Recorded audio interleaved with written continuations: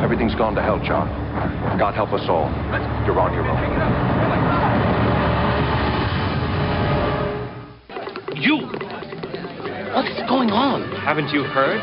The Earth Alliance just declared martial law. As of this moment, Babylon 5 belongs to the Nightwatch. Jakar, what are you doing here? Saving all of us. I've had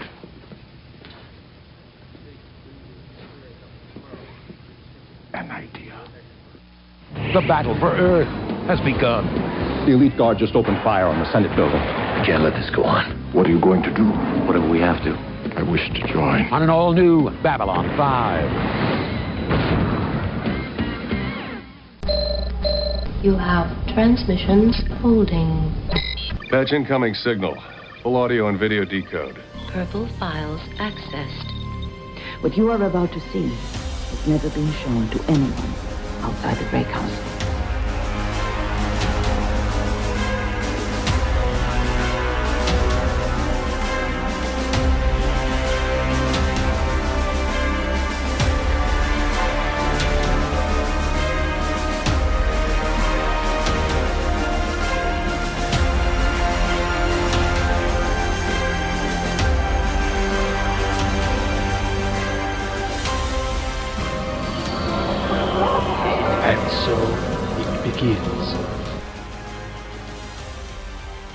Hello, everyone out there in podcast land. Welcome to Gray 17, a Babylon 5 podcast, a part of NPR Illinois Community Voices and the Front Row Network.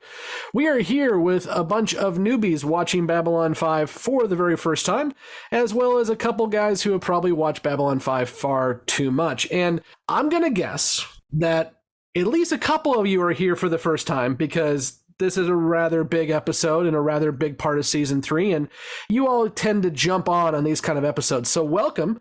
We swear we're not as scary as we sound. Maybe Nicole. Rude. Definitely Nicole. She's fucking terrifying. Please stick around. And also, how this works is we're going to do this in two sections. First, our newbies who have not watched anything past Point of No Return will talk about their first impressions. We'll talk about the episode in general, but we won't talk any spoilers about what comes after this episode. Then we'll kick the newbies out the airlock and talk about their questions and predictions they have moving forward with the folks who have watched the entire series. So stick around for both if you've already seen the series or don't care about spoilers, or when the credits roll at the end of this first part, you can jettison yourself out the airlock too. I'm Scott, and with me is Emily. Kevin. Nicole, the nice one. Mike. Jessi. I'm trying to keep a straight face after Nicole said that. And Justin. It's me, Susan Ivanova. God damn it.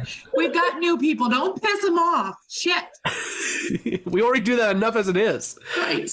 So if you decide to stick around past this episode, be sure to check all the links down below. If you're listening to our audio podcast, we do have a YouTube channel. Please subscribe to that. In fact, right now we are giving away a couple copies of Babylon 5, The Road Home, the new animated movie that is coming out in August. So if you subscribe to our YouTube channel, you are entered in for that. And if you're watching on the YouTube, we do have the audio podcast, again, linked down below. And we also have our social media accounts. We have Instagram, Twitter, and Facebook. We got a lot of good conversations going on Twitter and Facebook. I'm trying to get Straczynski to yell at me again on Twitter. I tweeted at him a couple times a day. We'll see what happens. And along with that, if you can, please make sure to leave a review. Specifically, Apple is the great way to do that. And actually, we have a review that came in a little while ago from Jacob Garfinkel. So I'll read Jacob's review right now. He starts with, great show. Checks in the mail. I love the juxtaposition of the first-time watchers and those like me who have seen it many times. I also really love all the behind-the-scenes information from the making of the show. Good stuff. Well, thank you, Jacob. We appreciate it. So any way you can leave a review, that would be great. Please be sure to click all the like, subscribe, notify buttons that are in front of you, except for the down arrows. Don't click that one. I know, looking at the analytics, only about half of you are subscribed. So please make sure that you do hit that subscribe button. And finally, if you can go the full way, the full whatever you want to call it, you can join our Patreon. Anyone who joins our Patreon gets access to our Discord server, which includes both a general Babylon 5 discussion without spoilers and a Beyond the Rim section where we do talk spoilers. And then our highest donors are our Grey Council, which they are our producers listed down in the show notes below. And thank you so much to our Grey Council members for helping the show grow. With that, we'll dive into Point of No Return, which is the title episode of the season. So, you know, it may be kind of important. Justin, I believe you have a synopsis for us. I do. Shit is going down. It is sheer pandemonium as it breaks out on Babylon 5 after the declaration of martial law. Nightwatch takes over security at Babylon 5 and forces people to choose sides in the Earth civil conflict. Lady Morella, the Empress, I guess, emeritus of the Centauri, comes to Babylon 5 for a tour with Londo, but his real reasons for having her come are a little bit more strategic. And Sheridan comes up with the temporary solution to the crisis, drawing a line in the sand and taking the station beyond a point of no return. See what I did there? I see what you did there. Okay, let's go into our first impressions. And again, those who've joined us for the first time, this is just a general, what did you think about the episode before we dive in? So, Emily, first impressions on Point of No Return. If it weren't for Lady Morella, I probably would have hated this episode just out of sheer anger. Not because it's a bad episode, just because that dude, I don't know what his name is, the Nazi dude, Nightwatch. He's just security guard number one, crazily enough. Yeah, he doesn't have a name. He just makes me so angry, and I do not want to see his face on the screen. Do not besmirch Admiral Forrest. Come on. Right, exactly. He launched the Enterprise. Nothing? Okay. Yeah. Doesn't matter. What's the Enterprise? We're going to have some Star Trek conversations this episode, I think. Just guessing. Emily, is that all you had? Besmirching the security guard number one? Yeah. I love the fact that we have hyped up season 3 forever. And we've hyped up the middle of season 3 forever. And Emily's best thing is, I didn't hate it. I'm kind of feeling oversold right now, but we'll see. Nicole, first impressions. Did you not hate it? No, I really like this episode, but I agree with Emily. That guy is such an asshole, and his face is so punchable. Like, he makes Bester look nice. Okay, I'm just gonna put that out there. Like, he is a cocksucker extraordinaire. I don't like him. I wish he would go fuck off. And when Sheridan got the drop on his ass at the end, I was like, yes, fuck this guy. But anyway, I hate him, and he made me angry, and the whole Nightwatch thing really pissed me off as well. So I was feeling the same anger as Emily, but that did not overshadow my joy and love of this episode, because there was a lot of shit that went on. You know, usually there's an A and a B plot or whatever. There was like 27 plots going. I mean, there was just so much happening in this episode. The way that the Narns were brought in, the way that Zach got his head out of his ass, you know, the way that Londo made a great comment in the very beginning about how intelligence has nothing to do with politics. Like, that set the tone for the entire episode, I thought. Like, what a great true comment. It was such a good episode. And I really liked how it kind of ended. I felt it was very vindicated. So I don't want to talk about too much until we get into our conversation. But yeah, everybody played a part. I mean, the only one who wasn't there was Delenn, but Sheridan wished she was there. Yay. So anyway, lots going on in this episode. I have a lot to say. I have a lot of notes. Don't worry. You're going to get your Delenn fixed very, very soon. And I'll just leave it at that. Jessi, first impressions. Phrasing? I'm just happy I watched the right episode at this point. I was a little worried there for about 5.5 seconds. I liked it a lot. Nicole summed it up best. Several punchable faces, and it got worse and worse and worse. And then dude got to be in charge. I was like, seriously, this is what we're gonna do? Like, you guys promised me that season 3 wasn't gonna fucking suck, and it didn't. So I enjoyed it, didn't hate it. I would say 8 out of 10 would recommend. And Justin, what would be your Yelp review for Point of No Return? This is everything that we've been waiting for. I mean, honestly, I thought it was a pretty great episode. I liked having Jakar back into the fold. Honestly, I'm going to call him security guard number 2 because he is just a giant number 2.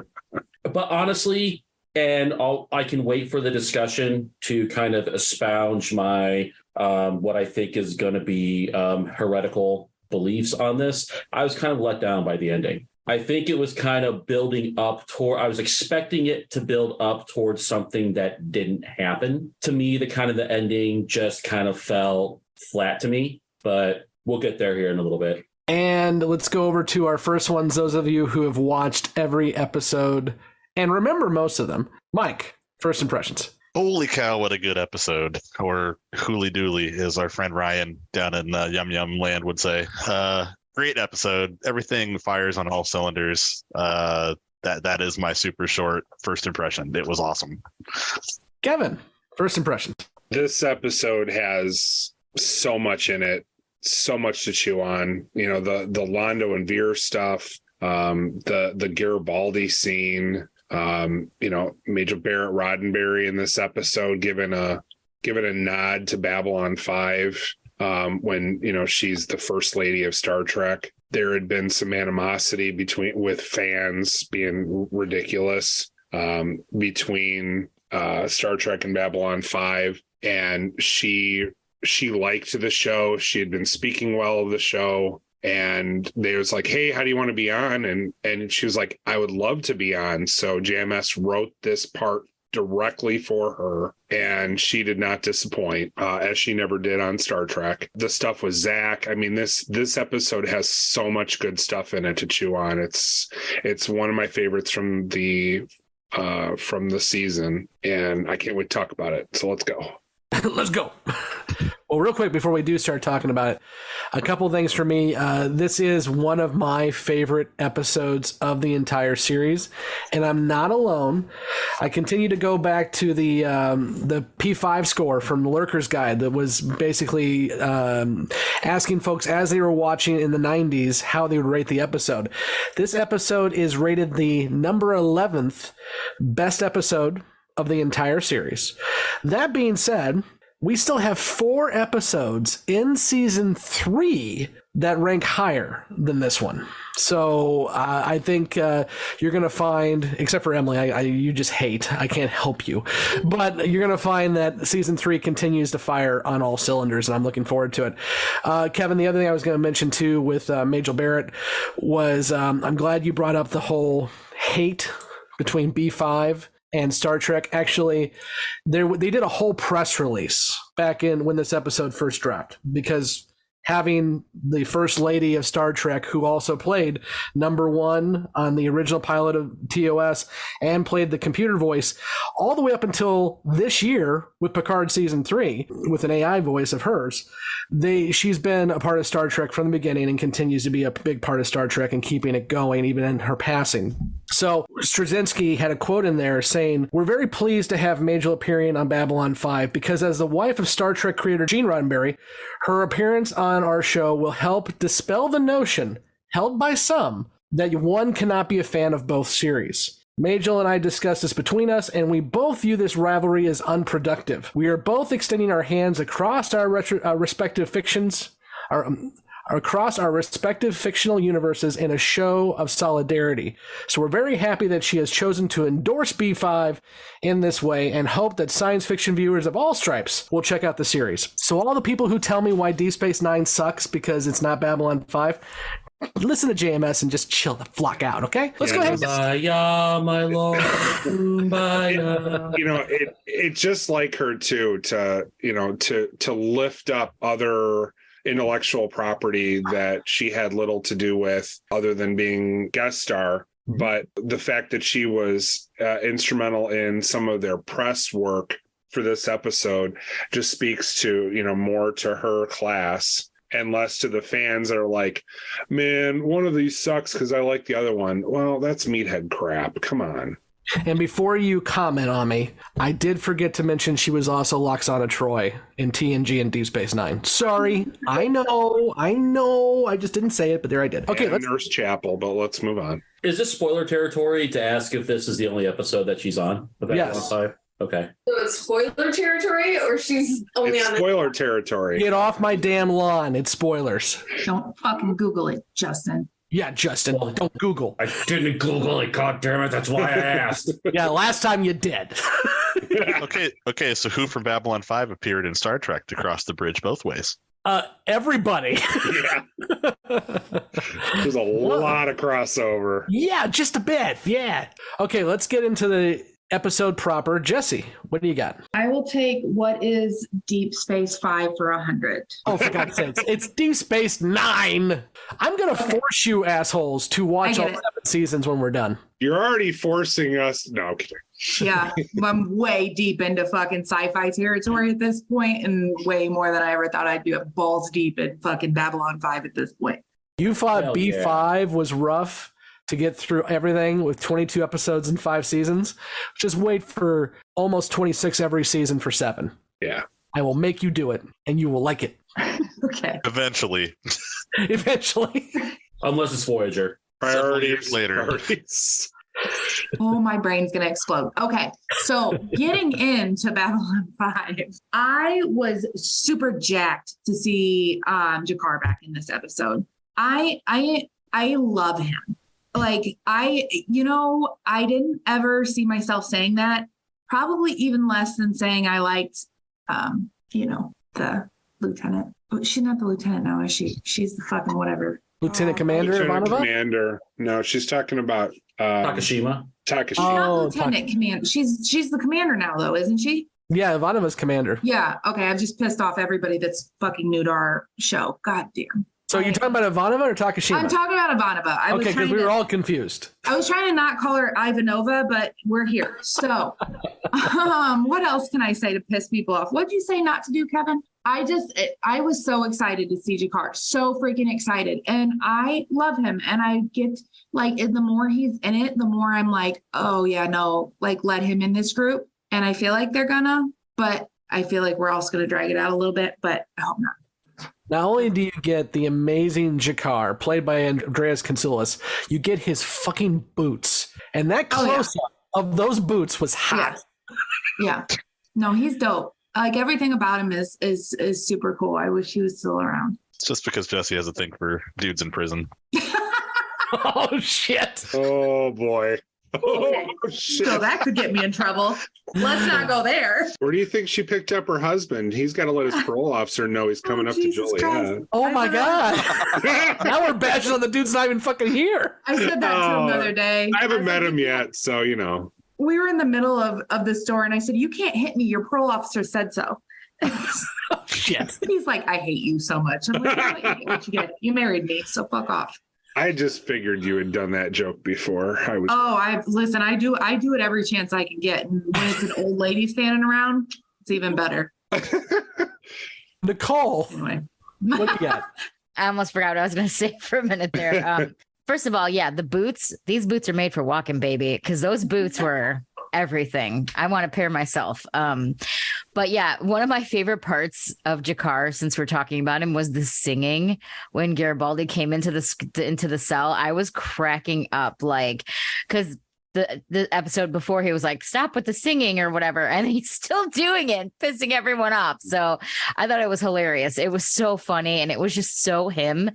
But yeah, I have to agree with Jessi. Like, I hated him at the beginning, and I love him now. I just the whole like episode with his idea and them confronting Zach and then getting the Narn to help him and then telling Sheridan basically at the end, I know what you're doing. I know you're up to something and you're creating an alliance. I want in. Like, I think he'd be a great person to get into that alliance because they're going to need all the help they can get against those shadow fucks. So the Narn have nothing to lose at this point. So why the hell not get involved? You know what I mean? So yeah, I really enjoyed him in this episode specifically, but like, yeah, I'm on board with I kind of love Jakar train now because he's just like something changed in him and he's so different and it's just so cool. Like, and I think the Garibaldi and Jakar friendship is so endearing and sweet. And I really, really enjoy that as well. I'm glad you brought up the change, both of you.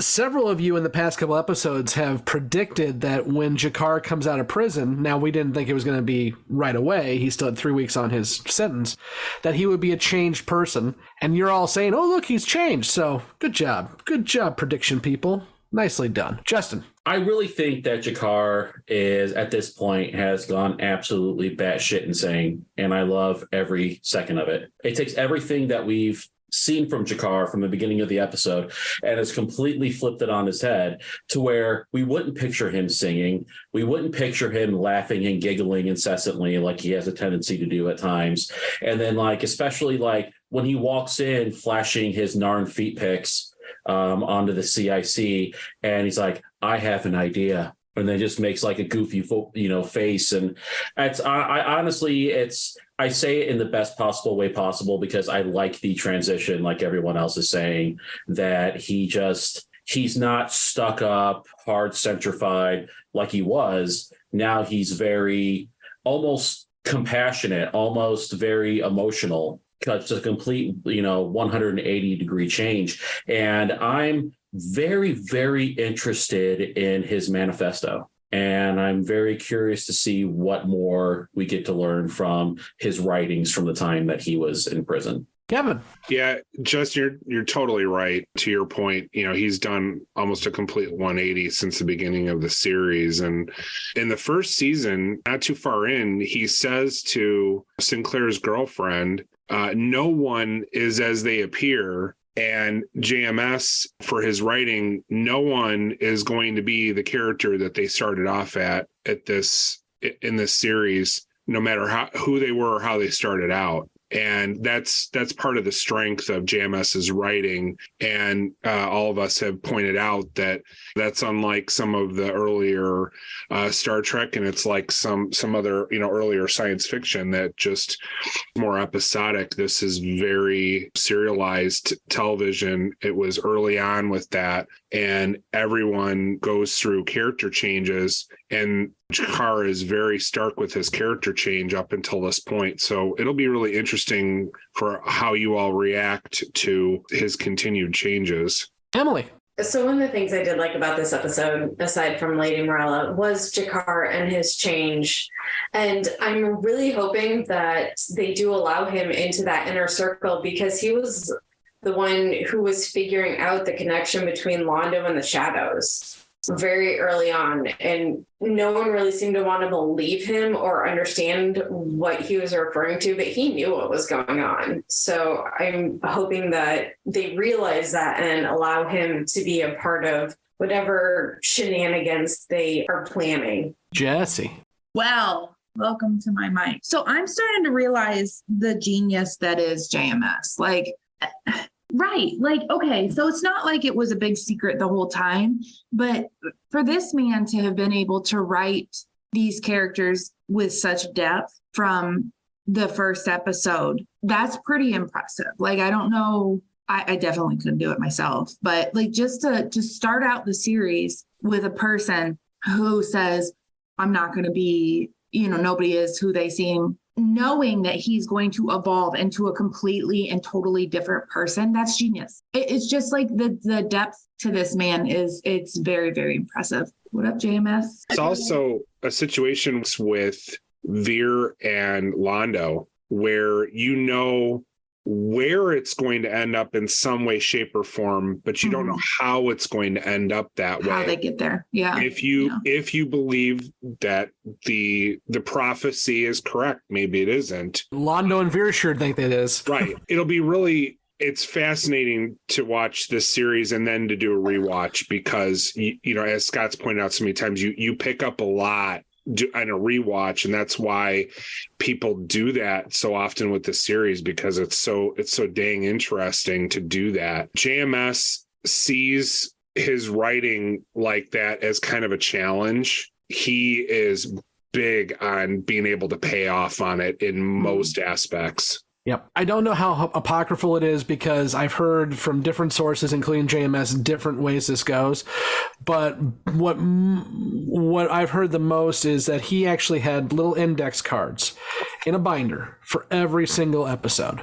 So, okay, season 3, episode 11, this is what's going to happen. And he built from there. Funny story about that, which we'll get through a little later.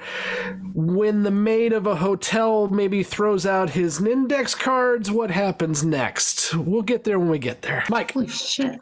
Well, you guys have really hit the nail on the head with the Jakar thing, so I won't dwell on it too much, besides to add that those boots weren't made for walking. They were made for strutting.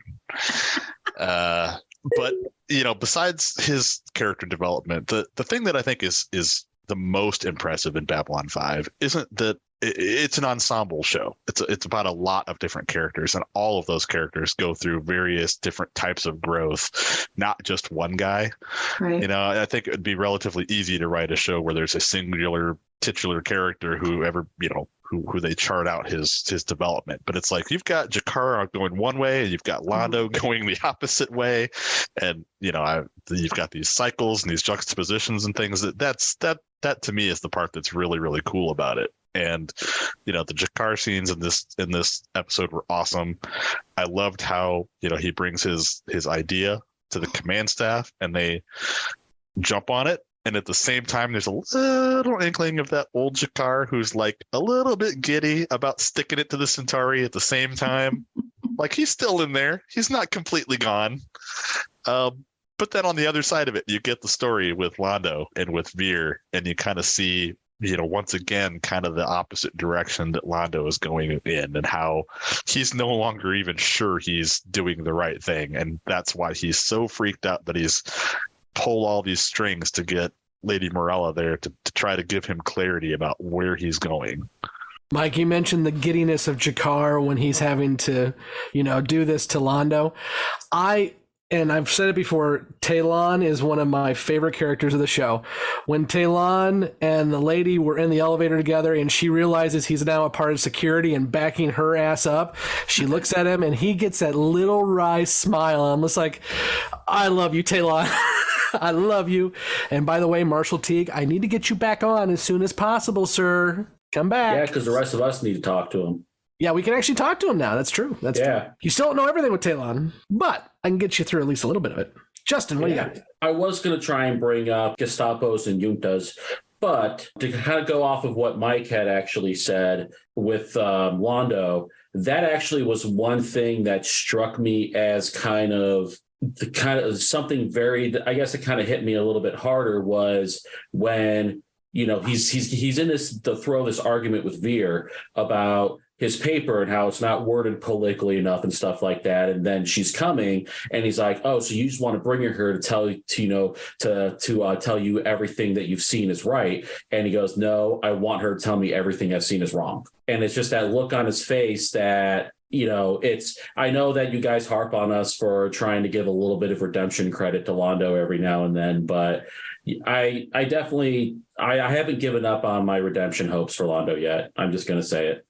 Hope springs eternal. Nicole. I actually wanted to comment on Talon. I really like him too. Like, I don't know much about him, but like he was waiting for Jakar, how he said he was waiting at, and he goes to sleep on the 5th day or whatever, and he wanted to repay his debt and all that stuff. Like, I just thought that was really a cool dynamic. And then like, I feel like he was an integral part of getting all the Narns on board to help out with like security and all that. So I'm really excited to see what happens with him. And I really like his character so far. So I just kind of wanted to point that out, that he's on my watch list of like, he might be one of my new favorites. Talking about JMS and how he writes things too, Talon, the reason why Talon keeps coming back is JMS just enjoys the character. Talon was, I believe, and I may be told I'm wrong on Twitter, but I believe Talon was a one and done character. But because JMS just likes the character so much, he keeps bringing him back. Kevin. My hope is that he also liked working with Marshall Teague. That's something that particularly good directors will often do in movies or television, is that if there's somebody that they like working with, they'll bring them back often. I wanted to say something about guest stars because, even though his character is easy to hate, the actor Vaughn Armstrong that plays the head of the Nightwatch on the station the last 2 episodes, Vaughn Armstrong has had a pretty good career doing mostly guest star work from what I can tell. He was one of the first Klingons besides Worf on Next Generation in an early episode. Scott, you mentioned that he was Admiral Forrest on Enterprise. He's done other guest star work on Star Trek and other series, and he's a great actor. He's got a great voice, does a great job. Josh Cox, does a great job as Lieutenant Corwin. I really like his line where it's like, Captain, what did we do wrong? And the captain's just honest and says, I don't know, Lieutenant. I really don't. We already talked about Major Barrett, Roddenberry being on this. I mean, this is a great episode for guest star work. I mean, this is just a great episode up and down. What else y'all want to talk about? Garibaldi. Can you think of any other actor on this show, main actor, who could toss furniture like Jerry Doyle could? I mean, if Franklin had come in and do that scene, or Sheridan, it just wouldn't have the same gravitas that Jerry Doyle coming in there and just being shit pissed off and just throwing stuff. I love that Jerry Doyle gets to play with this character in this scene. I saw a quote from him. He was asked at the time about the scene, and he says, that's the kind of stuff that you wish once in a while you could do at home, but you can't. So then when you get it in the script, you're like, yes, I get to beat stuff up on set. And then some poor set designer's got to come back in here and reset it. And then I get to do it all over again for another take. So he had a lot of fun with that scene. One table wasn't enough. I'm going to top over 2. It's going to be great. Emily, what do you got? That was one of my notes, as Garibaldi knows how to make a scene. Sheridan was like, don't go making a scene. And what does he do? He goes in and he makes a fucking scene. It wasn't even just Sheridan. Zach said the same thing to him. Don't go in there hot and don't do it. And I really liked how he called people out to their face and made them own up to being crappy. Like, I spent 3 years building you all together as a team. I've helped you with personal shit, and now you're going to turn around and do this? You're going to look me in the eye, and I'm going to make you feel bad about what you're doing. And I loved that. But that's the thing. They couldn't look him in the eye. Not one of them, even Zach. Not a single person would side with Garibaldi. He was trying to force it, and they couldn't do it. And I love that. Quite the guilt trip move for sure. We've had this conversation a couple times, though, too, about other things. And it's a lot easier, and I'm saying it too, it's a lot easier to look at this as a show and say, oh, well, those guys are all assholes. But can any of us really say, if we're in that group think mentality, and I'm not saying we're going to be Nazis, but you get what I'm saying here. If we're in a group of peers who no one's stepping up, could you be the one to step up? Even Zach really doesn't. Zach gets an out again and is able to do it at the end, but he doesn't step up there either. Nicole. Malcolm stood up. Not in that scene, though. He did it earlier. Was that early? Oh, that was before. Yeah. Well, that's when they were actually handing out the Nightwatch thing, saying, if you want your paycheck, like, do it. Here's my gun. Here's my badge. I'm out. And if you look at the end, Moore had done that. We saw Malcolm, but they call in security. They don't call the Narns in first. They call in anyone who wasn't a part of Nightwatch. And there was several. Yeah. Just none in that scene. Nicole. Yeah, I was going to say, this wasn't my original comment, but just to kind of go off what you were saying was they probably were afraid of what would happen if they didn't comply. And that's what it comes down to. So I could see why maybe they wouldn't say anything, but also I could see why they wouldn't look Garibaldi in the eye, because they knew they were wrong. But they also knew if they didn't comply, what would happen to them? Would they get thrown in jail? Would they get, you know what I mean? So I can see where they would have that conundrum there. But man, I got to go. Backing up Emily again here. I fucking love Garibaldi. Like from day one, I've always been a Garibaldi stan. He comes in there with his big old balls, flipping tables, demanding shit. Multiple people telling him not to make a scene. Like if I envisioned myself in a situation like that, I would have been Garibaldi. I would have came in, flipped tables, got in people's faces, called him out. Like the whole time I was like, this is why I fucking love you. He might be flawed, but he is one of my favorite characters on this show. And this scene in this episode was just another solidifying factor of why I love him. Because you know what? He might not be perfect. He might have his issues. He might have his demons. But damn, that man stands up for what he believes in. And he's not afraid of the consequences. He even tells Sheridan, you can't stop me, bro. Bye. I'm going to go. I love that. Like he just did not have the fear. And I feel like in his mind, he's like, what do I have to lose at this point? Fine. What's going to happen to me? I'll be the one to do it. I'll be the one to rally the troops. And then when nobody rallied with him, I could tell he had like a little twinge of like, it hurt his feelings. You could see that clearly, but it still does not diminish the fact that, man, that dude's got balls of steel. And I fucking love him. Jessi. As somebody who knows how to make a fucking scene, and 4 of the 6 people on this podcast right now can verify that. I loved it. And you know what? When he walked in, I wanted to just yell, flip that fucking table. And he did it. And I was like, this is dope. You hope that you're that person, right? Like you hope that you're that person that stands up for shit against stuff that is wrong in the time that nobody else says it. So it was refreshing. And yeah, he's a great character. It was fun to watch. Well, let's keep going on the Nightwatch piece. And I know, Justin, you held back on your conversations but if you want to talk more about that. Also, I'd love to hear you guys' reaction to Zach, because many of you in your predictions and questions over the past nearly month, more than that actually, have been saying, will Zach ever come around? Is Zach going to turn? Is Zach going to be a spy?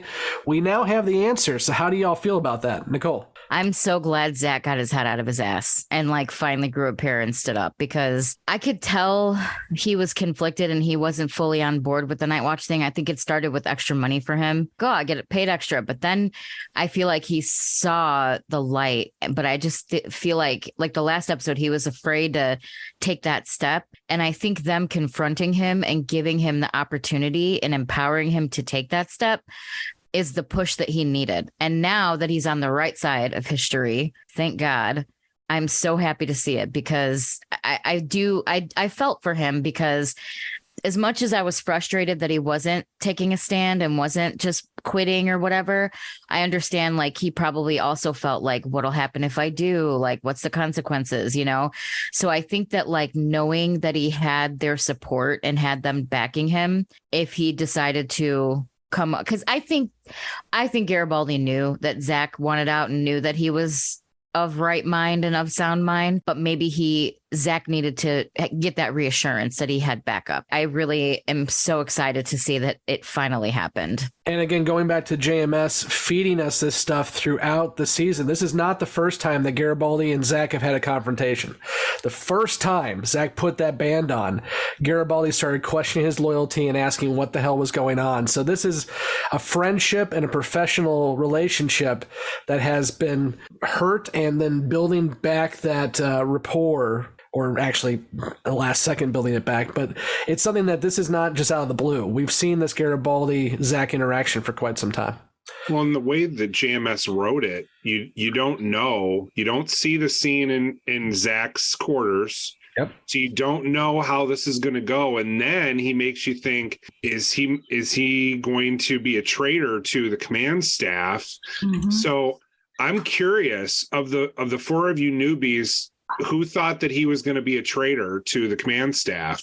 I did for like 5 seconds. I knew he was on board. I was like, oh, he's so fucking on board. He was laying it on thick to that dude. I called it as a ruse during my reaction video. How about you, Emily? I don't really remember. I think I was definitely hoping that he was full shit, and it kind of sounded so outlandish that it sounded too much like a setup for it to be legit. Like, oh yeah, we're going to bring in all of these Narn and we're going to need all the security because they're coming to replace us. I was just like, what the hell? But that turned out to be exactly what happened. As Sheridan said, a little bit of truth helps a lie go down. Right. He told him exactly what was going to happen. And, we're continuing to talk about Zach. I just want to say again, because unfortunately he's not around to hear it anymore, but Jeff Conway plays this episode so freaking well. And we talked about this in season 2. He came on in a really rough patch of his life, and it was kind of if you can make this work, we'll keep you around, but you got to make it work. And not only has he made it work, he's become one of the strongest actors on this show. Mm-hmm. Jessi. Yeah, so before Kevin so rudely interrupted, I was going to say exactly what he asked. I was the naive one that thought for like 5 seconds that he was like, I literally like mouthed, what the fuck? Like he just told on him.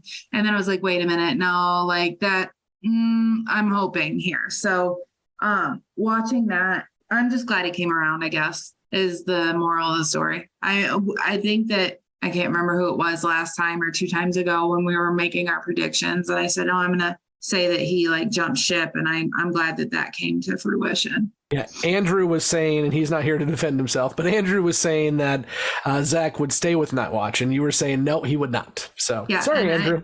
Well, read the room, right? Like he's been he's been unhappy with them since the day that somebody, was it Justin? I can't remember who said he did it for the money. He absolutely did it for the money. And then like was like, no, I'm not cool with some of this shit that's happening. So, I mean, he was resistant the whole time, and it's good to see that he didn't actually follow through with, I mean, he didn't lie to them. He told them what was going to happen. But isn't this how you get into your big pile of shit? It's like, it first starts out, it's innocuous. It's like, hey, they're going to pay me some money. I just got to wear this band and I got to show up for some meetings. And then at the end of it, you're helping with a coup.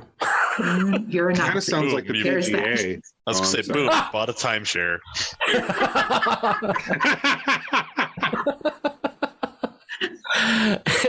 Hey, Mike, that's a real sound investment. Okay.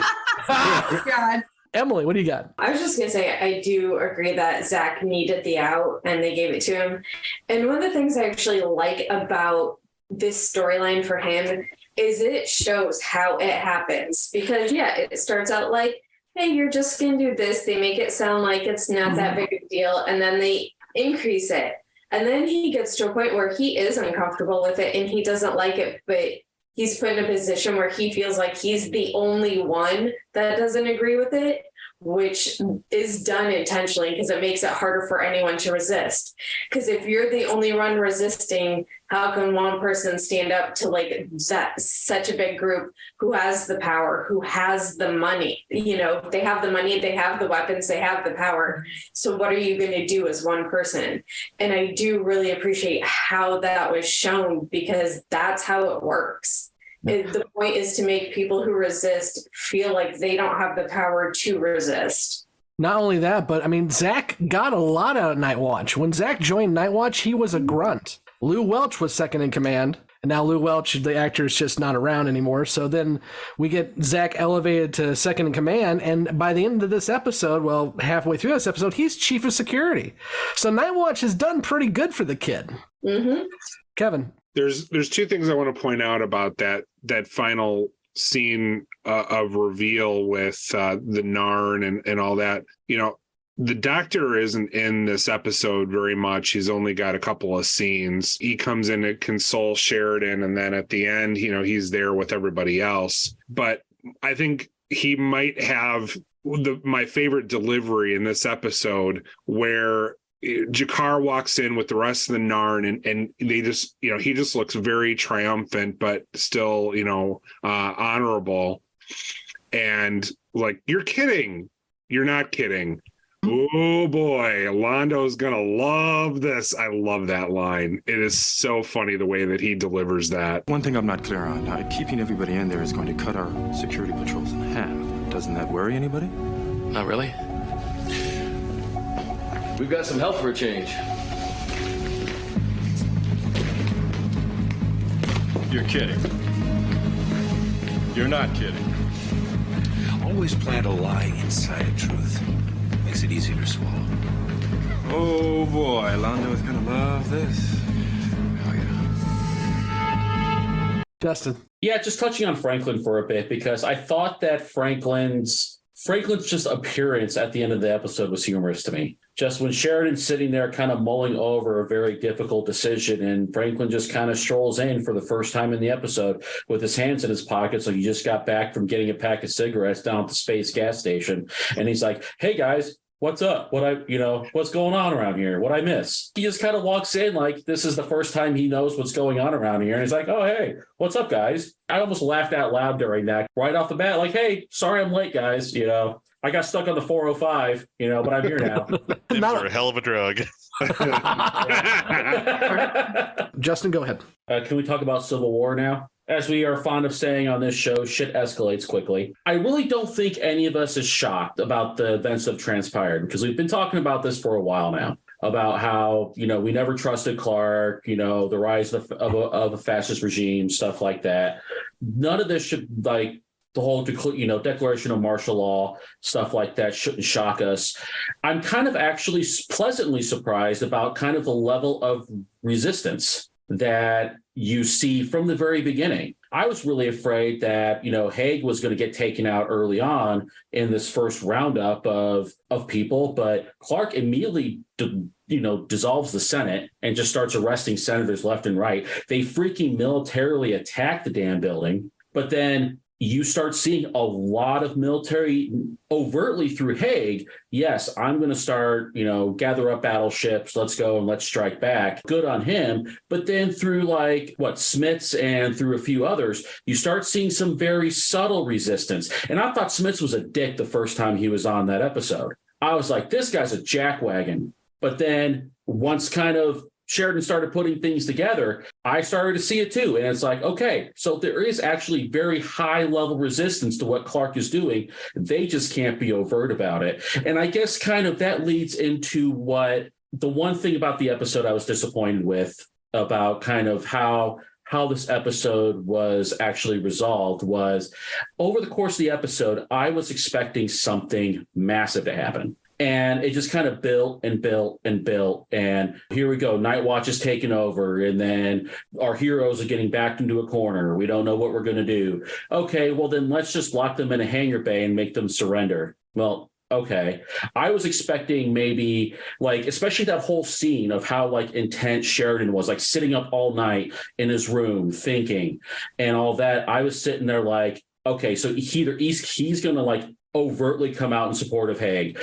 He's going to drop the damn gauntlet. He's going to either join the war on Haig's side, or he's going to break from Earth, declare some kind of fitting. This is being recorded around 4th of July holiday, but declare some kind of independence from Earth or something like that. But no, nothing like that happens, unfortunately. And it's just kind of I think it stalls. Now, maybe there's a reason for that, and I'm hoping maybe there's a reason kind of some of that shit will happen later. I don't know, but that was the only thing I didn't care about for the episode. But the whole fight was a lot more kind of intense. And even the media, I thought, this is okay, now we're just dealing with state control media.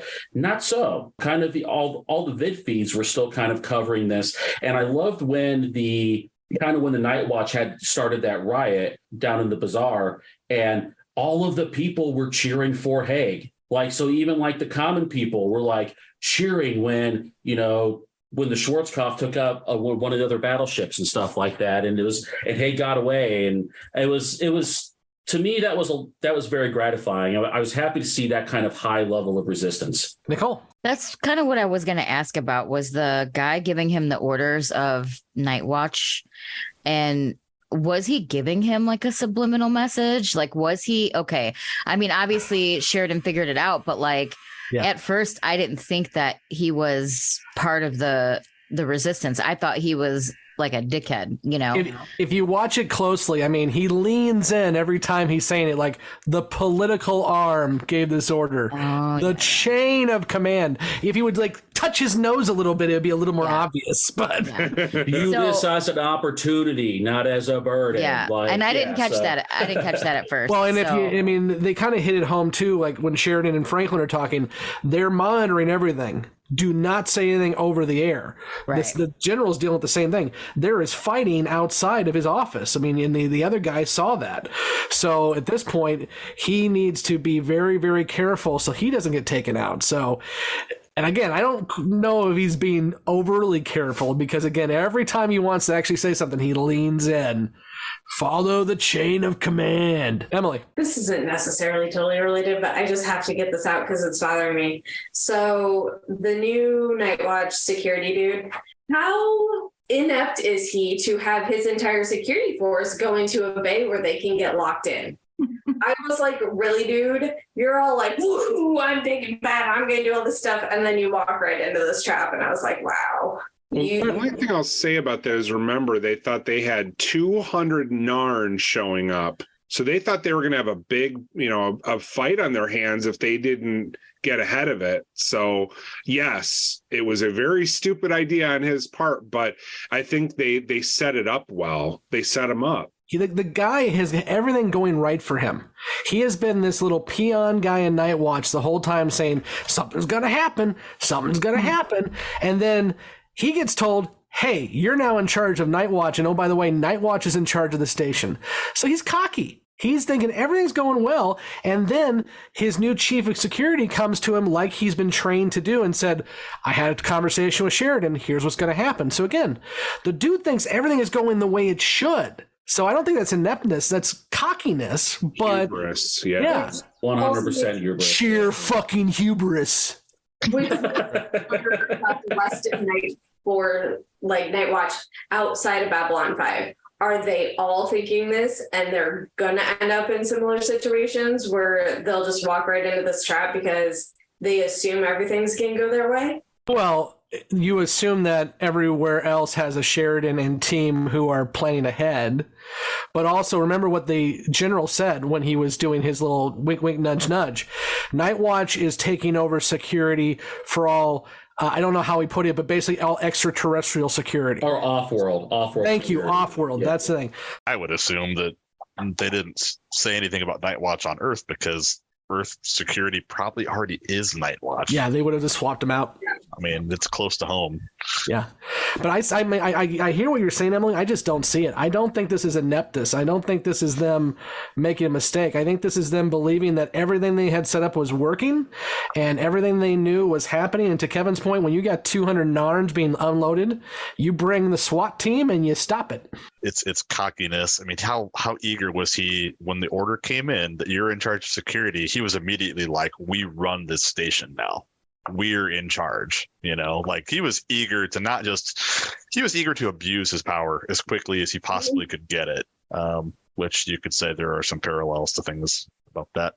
Yes, you could. The other side of that is that half his security force just quit. So not only is he going in to face an army of Narns, but he's doing it with half of the guys that used to back him up. So yeah, I mean, it definitely came off like he was kind of a dummy, but I think his hands were kind of forced, and there's a lot of ways to explain it, I suppose. And I wanted to add to Justin's point about, I guess I get where you're coming from, feeling that the end of the episode is a little bit anticlimactic, but there is a big thing that finally comes that concludes the episode, and that is that martial law is declared on Babylon 5. The whole episode, they've heard martial law declared on Earth and on other planets and stuff, but finally the order made its way to B5, and that was kind of that. Yes, again, anticlimactic, because I know where your head's at as far as what you were expecting to happen, but it was still a big bomb to drop at the end, and like, well, what do we do now? Is kind of where this episode leaves off. Or just like Ivanova says right at the end, I didn't expect it to end like this. Yeah, they know the hammer's coming. Since Mike, you alluded to, correlation to how many people on Facebook were cheering for Clark and his regime attacking the Senate. Point of No Return has always been kind of a rough episode to watch if you are a person who believes that maybe we shouldn't, shoot at members of leadership and all that good stuff. But this is the first time I've watched Point of No Return since January 6th. And oh my God. Yeah. It is does add another layer, doesn't it? Yeah. I mean, I can only assume, that you pointed out, I think it was Justin that said it, that the people in the Zocalo watching TV as General Haig's ship escapes, they're cheering for General Haig. But goddamn well that not everybody all over, the Earth Alliance was cheering for that scene, for that news. So and it does, man. It weighs heavy on you watching this and thinking, boy, we aren't too terribly far away from this, are we? No, and history repeats itself because, of course, the burning of the Reichstag and everything else. It's just one of those where it's interesting that 30 years later, and it will be this way 200 years later, that this show hits home. And it's just, I wish it didn't. It's been building. I mean, ever since Ivanova discovered the evidence and they released it, every episode we've heard this little tidbit about how all the evidence against Clark is building, but Clark just turns it around and says, well, that shit was all made up, and here's my made up evidence that says that it's not true. And like, have you turned on the news lately? Have you talked to your crazy aunt? And I love how JMS writes this episode, because it would be so easy to show the battles. It would be so easy to show other perspectives of what's going on, but he wanted to keep the focus on Babylon 5. So he tells the story of what's happening on Earth and the area through the news feeds through ISN and keeps the focus on Babylon 5 and, mostly the command crew. And I really like that choice. Personally, I could see where someone else would disagree, but I love it. The last thing I wanted to bring up with you all newbies is one of the things that's been for some of you, it's been a complaint. For some other of you, it has been observation, how Sheridan seems to always get the strategy and get the solution at the last minute. How do you all feel about how he gets to this solution with wink, wink, nudge, nudge general guy and figuring out how he can get through this issue? How did this seem good to you all? Did this seem like another par for the course for Sheridan? I'm curious because a lot of you have brought this up before. Nicole. For this one, he didn't figure it out until Franklin kind of nudged him and gave him, his discussion with Franklin is what directed him to kind of figure it out. So I do feel like maybe it was a little aided in this one. He didn't just come up with it out of his ass miraculously by himself. But I do feel like, I feel like Franklin was the one that kind of sparked it. But then he kind of pulled it out of his ass. So I don't know. I feel a little less, I don't know what the word is, but I feel like this was a little less obvious. I feel like this was a little bit more natural, because sometimes it takes somebody to have a conversation with someone and then spark an idea or a thought and then bam, off to the races. I feel like this felt a little more natural than the previous ones. Jessi. I loved it. I thought it was great. It was kind of nice to see him be the stronger, more assertive leader as opposed to this good old guy who's got the perfect face and always has the right answers. And this one, he was just a little more aggressive and it was nice. He was like, listen, this is how it fucking is. It'll buy you some time. Get fucked, everybody, and have a great day. So I enjoyed it. Nicole. I thought he had a lot of zaddy energy in this episode. Watch out now. Should we talk about Veer and Londo? Yes, we should. And we talked about Majel Barrett a lot, but we haven't talked about Lady Morella that much at all. So I'll start with Lady Morella. I was so happy to see her. Oh my gosh. And it was really interesting to see her as a seer, since my favorite character of hers is as a Betazoid. Well, a very, very horny Betazoid, but a Betazoid. So I thought it was interesting that there was that similarity in reading people. I thought that was kind of a cool bit to see her do a new take on something that's kind of similar without the horniness. You don't know. She does refer to herself in the third person. Maybe she's just always horny. We are interested at all times. Nicole. Well, first of all, I couldn't remember her name at first, so I kept calling her Lady Marmalade. But Lady Morella, I got it down. I even wrote down Lady Marmalade. No, that's not right. And then I figured it out. It was Lady Morella. But what I thought was interesting about her is when she accidentally touched Londo's hand and she saw that really awful menacing image and it kind of jarred her a little bit. She had a look of oh no on her face. And he was like, what? And she's like, oh, nothing. You gonna get got, bro.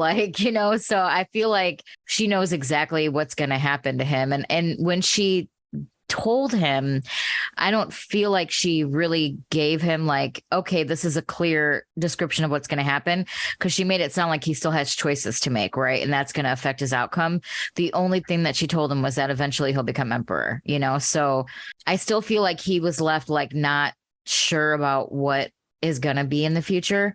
But she basically was like, listen, you're going to have signs. Don't blow it. If you want redemption, you have one chance, So I thought that whole dynamic in that whole scene was pretty cool. But when she touched his hand and saw that image, I was like, oof, that she was very, very much startled, I thought. So I thought that was kind of a sign of what's to come for Londo if he doesn't get his shit together.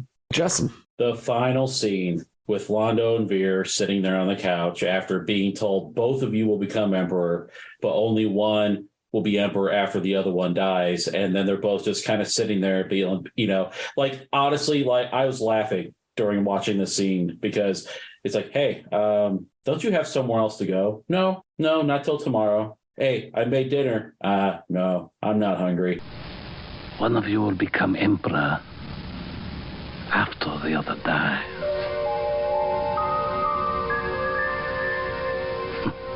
Nonsense. Of course.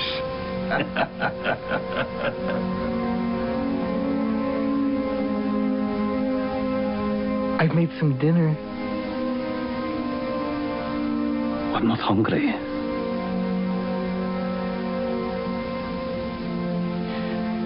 You're not saying that you don't trust me anymore, are you, Londo? I made your favorite spoon. I'll order in. You can tell the level of distrust. It was comical, being like, yeah, I'm not going to give you a chance to blow up my ship. I'm not going to give you a chance to poison my food. Screw you, buddy. It's going to be very interesting what their one-on-one dynamic looks like from now on, because it was always very much a Londo is superior to Veer. And then now they've almost been put on an equal footing with this supposed prophecy that they're both going to end up at one point being emperor. Now we can have discussions on who's going to go first, but it's definitely going to be a very interesting, and I think at times a very comedic new dynamic between those two. Jessi. So going back to this prophecy, we've seen the prophecy before, haven't we? We've seen that image of him before. Yeah. We've seen it a couple times. Londo says in the very first episode that Centauri see their death in their dreams. And what we have seen is Shakaar at Londo's throat. Londo looks very old and decrepit in that prophecy. And I'm going to guess that if every season is a year, unless something crazy happens, we're not going to see this prophecy come to fruition. Maybe we will. Maybe I'm wrong. But he looks old as shit in that prophecy every single time we see it. So I'm curious what that means and what that leads to. I'm going to write that down as a prediction, even though this is not the prediction section, but I'm going to write it down as a prediction. You're going to gaslight me too and tell me how terrible of a guesser I am? I just did that to Justin. You're fine. You only do that when we're right. I guess to me, the thing about that scene, that whole plot line, we'll say, that is the most interesting to me is like I would have come into it assuming that that Londo would just assume he's going to be emperor and then Veer is going to succeed him, like he's going to pull Veer up and drag him along with him, right? But the fact that Londo is seemingly very distrusting of Veer kind of speaks volumes about how much he might actually respect little dude. He might actually somewhere in his Centauri brain be like, shit, Veer's going to become the emperor and I'm going to have to kill him to become the emperor. Like, or vice versa. I'm going to become the emperor and Veer's going to kill me. But which, and the fact that they would go that direction with it is really interesting too. But it's the reverse of it that gets me the most, that I kind of giggle about, because I feel like it's weird and it's sort of telling about their relationship, or at least how Londo views Veer, and I will add to that too, because one of the things when I first watched this episode, or at least one of the times I watched it, I always found it interesting that Veer and Londo are already suspicious of each other when neither one of them is emperor. And JMS actually responded to that same kind of thing and saying, sometimes Centauri just like to get ahead of the game. So if they know it's going to happen, why wait, Kevin? Peter told us during the interview that we did with him, and he said other times, that he and Stephen First had an incredibly good time on set together. And I know that when we were on set together, we both were really fond of each other. We'd spend a lot of time when we weren't in character laughing together. So it was a real joy to be with him. I think we drove the crew and maybe the directors crazy. It was a little like, straighten up there, would you? But we really had a great time together. That wasn't what it was like working with Andreas. He wasn't a jokester as much, but Stephen was really a great guy to hang with. He was really funny, and we had a lot in common as two people.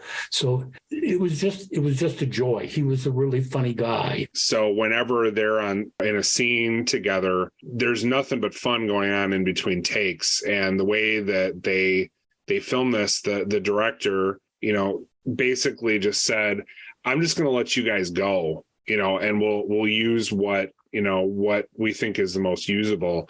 This episode is directed by Jim Johnston. And so, what they ended up filming, it kind of comes off at least partially like a Laurel and Hardy routine. And it's absolutely hilarious to watch. It's a true joy, at least, to me. And I know a few of you probably feel the same way. I know Justin already said that. it's really a lot of fun. I also love the juxtaposition, Kevin, to your point about the Veer and Londo scenes. The first time we see Veer and Londo in this episode, Londo is like giving him pointers, and Veer's like, you're rewriting all my stuff. And it's very much a subordinate, dominant relationship. And then at the end, they're both sitting there on level playing ground and on a couch, looking at both each other like, which one of us is going to poison this one first? I just love how this episode books it with those two scenes. It's great. Well, and actually, even the beginning was pretty different from how their relationship has been, because instead of Londo just demeaning Veer and Veer sitting there taking it like a little puppy, he was like getting pissed about Londo and what he was doing, and he was giving it back a little bit. Well, remember when we saw Londo in The Gathering, his star was coming down. He even said, we're a freaking amusement park for, tourists and stuff. We've seen Londo on Ascension because he's aligned himself with the shadows. But now Veer's on Ascension too, because he's now the attaché or ambassador or whatever to Mimbar. That's not a small position. And so, I think they're both rising at the same time, which is going to cause an interesting dynamic moving forward. We are going to do questions, predictions as normal, but before we do that, I kind of want to get your guys' input on the prophecy itself. So I'm curious, and I want to hear your thoughts, and then we can see if I have to gaslight any of you or not. You have a chance few others will ever have, Malari.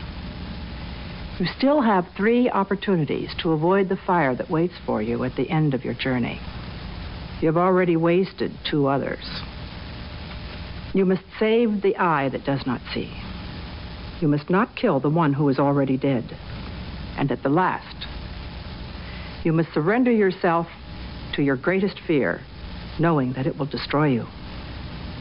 Now, if you have failed all the others, that is your final chance for redemption. I don't understand. The future reveals itself only reluctantly, Ambassador. Take the sign for what it is. Look for it when it appears. I will. Thank you.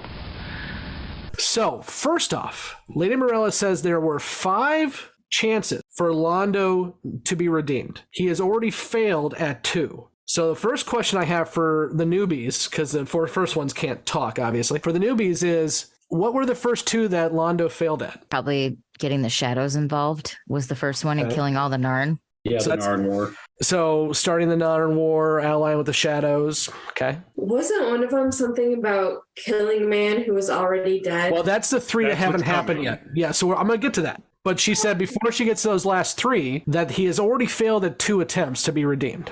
Okay, I thought that was one of the ones he failed at, and I thought that was referring to the Knives episode where he killed his friend. Nope, that he has not gotten to that point yet. That's 3 to come. And we'll talk about that in a minute. I would say it has something to do with Jakar and how he treated Jakar. Okay, cool. Now, the other part of that, I'm going to read the prophecy, and you all tell me where you think these fit in. It'll be interesting to get the guesses. You still have 3 opportunities to avoid the fire at the end of your journey. You have already wasted 2 others. You must save the eye that does not see. You must not kill the one who is already dead. And at the last, you must surrender to yourself to your greatest fear, knowing that it will destroy you. Now, if you have failed all the others, that is your final chance at redemption. So now I want to know from the newbies, anyone have any guesses at what those prophecies entail? The save the eye sounds like saving the eye, the whatever that thing was from a previous episode that they... That was called the eye. Yeah. Called the eye, and it couldn't see. So I kind of figured it was referring to that because maybe it went missing again or something. I think that's from Coming of Shadows, isn't it, Scott? It is. But remember, she's saying these have not come to be yet. So it could still be the eye. They may come back. Right, because like it might get lost along the way as they're fighting the Narn, if the Narn somehow take it. Okay. Nicole. I was going to say, I think the one about him succumbing to his biggest fear is like being a failure and being a nobody. He's going to have to succumb to that in order to save himself, because I feel like him not being significant is his biggest fear, and it'll destroy him if he's not significant and he's not empowered and he's not affluent. So I feel like that is what he's going to have to succumb to. Just to add to that a little bit, and just to add a question to you, is it because he wants to have power, or does he want the Centauri to have power? Because he even says in this episode, and he said it back in The Gathering, his only goal is to see the Centauri Empire rise again. Yeah, and I think he wants that so badly that he's blinded by it, but he's going to have to let that go in order to save himself. Otherwise, he's going to blow his chance. Or his 5 chances. His 5 chances. But yeah, I think that's what it's referring to, because his biggest fear is, the power and not like the Centauri failing essentially and falling and crumbling. Gotcha. And I mean that and himself too. So I think it's like a dual thing. Cool. Justin. I'm not really 100% sure what to think about the first two. I definitely see Emily's point about the first one being about the eye. Also, I think it might have been Emily who said something about, because like he had to kill his best friend who was being falsely accused of being a traitor in Knives. I can kind of see how he will come up again, because he already took his family underneath the House of Malari. So I wonder if something like that will happen again, to where he may end up having to turn out his family and further kill the man who's already dead in order to further himself. So that's another choice he may end up having to make. So, I guess I'm 2 for 2 with Emily on this one. But in terms of succumbing to his greatest fear, I do think that it's going to be, I think he's going to blow the other two, to be honest with you. And it's going to end up. His track record's not good. Yeah. I mean, he's not, if you were a baseball player, he'd be sent back down to the minors by now. But, I really think succumbing to his greatest fear is letting go of the future of the Centauri Empire and almost like allowing the fall of Centauri Prime to happen. Like he's not going to be able to save the Empire, and he's going to have to accept that if he wants to, redeem himself. So he will not save the cheerleader, and he will not save the world. No, that is not. He will not blow himself up to save the world. So speaking of writer strikes that killed shows, that's Jessi, a big one. Yeah, big time. Jessi, what do you got? So not killing the man who's already dead. Is that how it goes? Yes. Yeah, so the three predictions are: must save the eye that does not see, must not kill the person who's already dead, and must succumb to his greatest fear. Okay, so I don't know about the eye. I have no idea. When I heard that originally, I thought the same thing Emily thought was about the eye that he had previously had.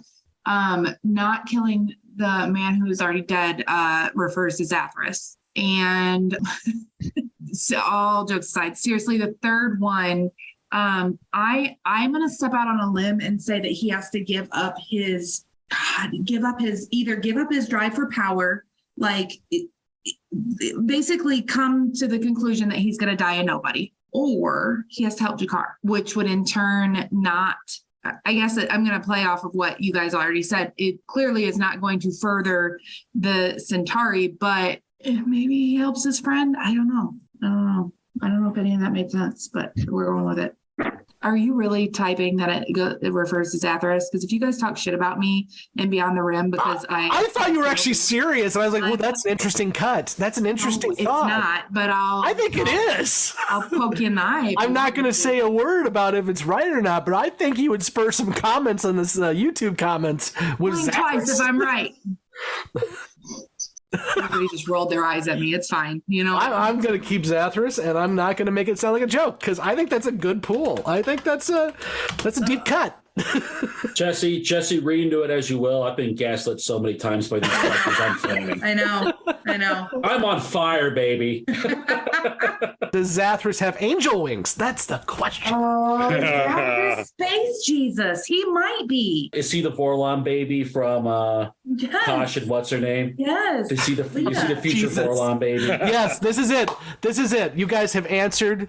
This is how B5 ends. We find out that Zathras we figured it out. Is the future child of Lita and Kosh. I can't even say it because it's so fucking weird. Zathras is the love child of Lita and Kosh. That's why he looks so weird. Yeah. You heard it here first, folks. The newbies think that Zathras is Lita's kid. I like it. And Emily, what else you got? Okay, so it's funny that Jessi said Zathras because that was my note. Zathras, because doesn't Zathras die either way? Isn't that what he says? Like, either way, Zathras die. He says, either way, bad for Zathras. Yeah, so I can imagine because he dies one way or another. So, yeah, I don't know that Londo's actually going to be a situation to kill Zathras, but I thought it was kind of funny. Can you imagine, much like Knives, Londo and Zathras in a sword duel? That'd be awesome. Well, that's an image. Oh, God. If Either we way, have a bad for moment Zathras. where I go, holy motherfuck, it is Zathras, I'm done. I'm done. Just one Centauri jump spinning angels. kick to Zathras's face. You know what? I was waiting for it. We did not have a spinny kick in the brawl we had this episode. I was disappointed. It's the first brawl we've had in at least 6 episodes where there's not a spinning kick. We will come back to the prophecy. Kevin, Mike, and I, and Blake, when he returns, will come back to this prophecy a lot quicker, but I'm sure we'll talk about this again. And I'm looking forward to seeing how you all feel as the time goes on.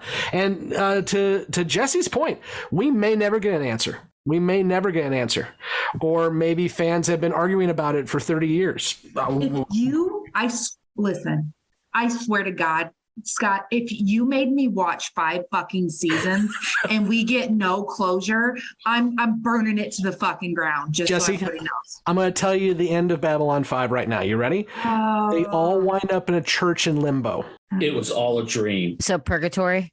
No one watched Lost all the seasons? No, I've never watched Lost. I never watched a single episode. Well, I'm sorry I spoiled it for you, but they all wind up in a church. Oh, I knew they were all dead. Yeah. I'm going to go on a limb and be cocky and say I was right. I'm just going to say that right now. I will also, okay, here's the real ending. Real ending, you find out that actually Sheridan had a heart attack in the last season. It's all been a dream. Or Patrick Duffy gets out of the shower. Patrick Duffy's in the shower. I will start tweeting JMS on a bucket. But then what happens is in the reboot that is going to come out next year, we find out that the last season was a dream and Sheridan's back without a heart attack and sleeping next to Roseanne. Okay, you're gaslighting us right now. Jakar And is I've had actually a enough. ghost. Like, we're moving on. And then Zathras gets kicked off the show for saying something racist on Twitter. And we changed the name of the show. You're all fired. We're Oh done. my God, I just You know caught the what? Roseanne thing. I've been up They since changed 4 the name of a.m., the show to okay? Epsilon 5. Yeah. I'd love to find out what Tom Arnold would say about all this. He's hilarious talking about his ex-wife. Thank you for taking that little stroll with me. I appreciate it. Jessi's glad going to kick my ass. I thought we wanted to keep the new listeners that joined us. I don't know. If you are laughing at this right now, go in the comments section, or if you're listening to us on Spotify, you can leave a little note. Tell me if you're laughing at all this. I am going to hope that some of you are. Okay. They're not. They're shaking their heads at why they even made it this far in this. If you're beating your head into your desk, tell me that too, because it'll be good to have a little bit of analytic on it. We've done our jobs. We've done our jobs. Come be a part of our tribe. Now we can go home and sleep well. No one got that reference either, did you? And don't watch Lost because it's not worth your time. It's not worth your time. So let's go ahead and before we kick the newbies out, I've already asked them for some predictions, but I want to ask them if they have any lingering questions after watching Point of No Return or any predictions of what's going to happen next. And then we'll answer all those in Beyond the Rim after they've left. So let's go to Nicole first. Questions and predictions. Okay, questions. Is Haig dead? Does he survive? Is he going to show up at Babylon 5? And if he does, what's about to pop off? And then my prediction is since they have claimed martial law on Babylon 5, Earth Alliance is going to send people to take over the ship and to take down Sheridan. But I don't think Sheridan is going to go down without a fight. And I think they're going to retaliate, which I then predict is going to make shit worse for them. Basically, it's a shitstorm coming is what I think. Justin, questions, predictions. To kind of piggyback off of Nicole, I do think Haig will come to Babylon 5, continuing to scream "fuck a you" at the Clark regime, and it will force Sheridan to have to openly declare for Haig in order to recruit more ships. Like if the Agamemnon finds out Sheridan's on Haig's side, will the Agamemnon join Hague's side. Like it's gonna create kind of a domino effect of which ships are going to join which side. I think eventually they'll have no choice but to break off completely from Earth. And I'm saying, going off of Nicole's, that's going to where the Civil War is really going to start. And it's really going to hit like a civil war right in the middle of a conflict against the Shadows. And what is that going to do trying to maintain a two-front war? And that's kind of where my questions come in. They're going to have to leave one cause, kind of put one cause in the back burner. Is it going to be the war against Clark, or is it going to be the war against the Shadows? And having to set aside one cause, how is that going to negatively affect it? If they have to put the Shadows on the back burner, how worse is the situation going to get? Or if they end up having to put the war against Clark on the back burner, how is that going to make Clark more powerful? And how is that deposing Clark going to be that much more difficult? One last prediction, and we've already touched on it already, so it may not be a hot take that I thought it was. I said, everybody thinks it's going to be Veer succeeding Londo. I think it's going to be the other way around. I think Londo's going to have to kill Veer if he wants to become emperor. But I guess that's what a lot of people were already thinking. I thought I was onto something different, so boo. Sure was nice of Lady Morella not to tell them. It's like, one of you is going to go first. You figure it out for yourselves. And that's what made that last scene such a classic. And then Londo, so naive, but we both can't be emperors at the same time. Dun, dun, dun. Gasp. Oh, no. Jessi, questions, predictions. I was not ready for Justin's, fuck are you? I thought it was on mute and I cackled. Okay. He broke me for about 5.5 seconds. So what do we get to see Jakar's manifesto? Like, is it written somewhere? Is there a paper copy of it somewhere? Do we get to see it? Does he get to read it? Do we get to read it? I'm not getting an answer. Okay, moving on. I was writing it down because that's obviously a question that we're going to answer. I know, but I was hoping here. that you were going to answer it for me. Why would I do that? Then you would like me. We don't do that here. I'll go fuck myself. Let's see. What else do I got? I think that Clark is going to burn quickly. I think that at some point he will be taken out of power and Earth will get their shit together. I do not believe that there's going to be a war between Babylon 5 and Earth. I don't see that being realistic. I don't know how they would win a war like that, especially with the shadow ships. I simply love when there's actually like a binary. Somebody's like, there's going to be a war. And somebody's like, there's not going to be a war. One of you's right. Yep. It's me. I love it. Hi. It's always me. Can I give one more prediction I forgot? Please. We haven't heard from Mars. You. Yeah, this is actually a fuck a you. Mars is going to go fuck a you to Earth. And we have not heard. Still not ready for it. We have not heard from Mars in a while. And I think Mars is going to get hot again. Do you think Mars is gonna back Babylon 5 and they're gonna fucking attack Earth together?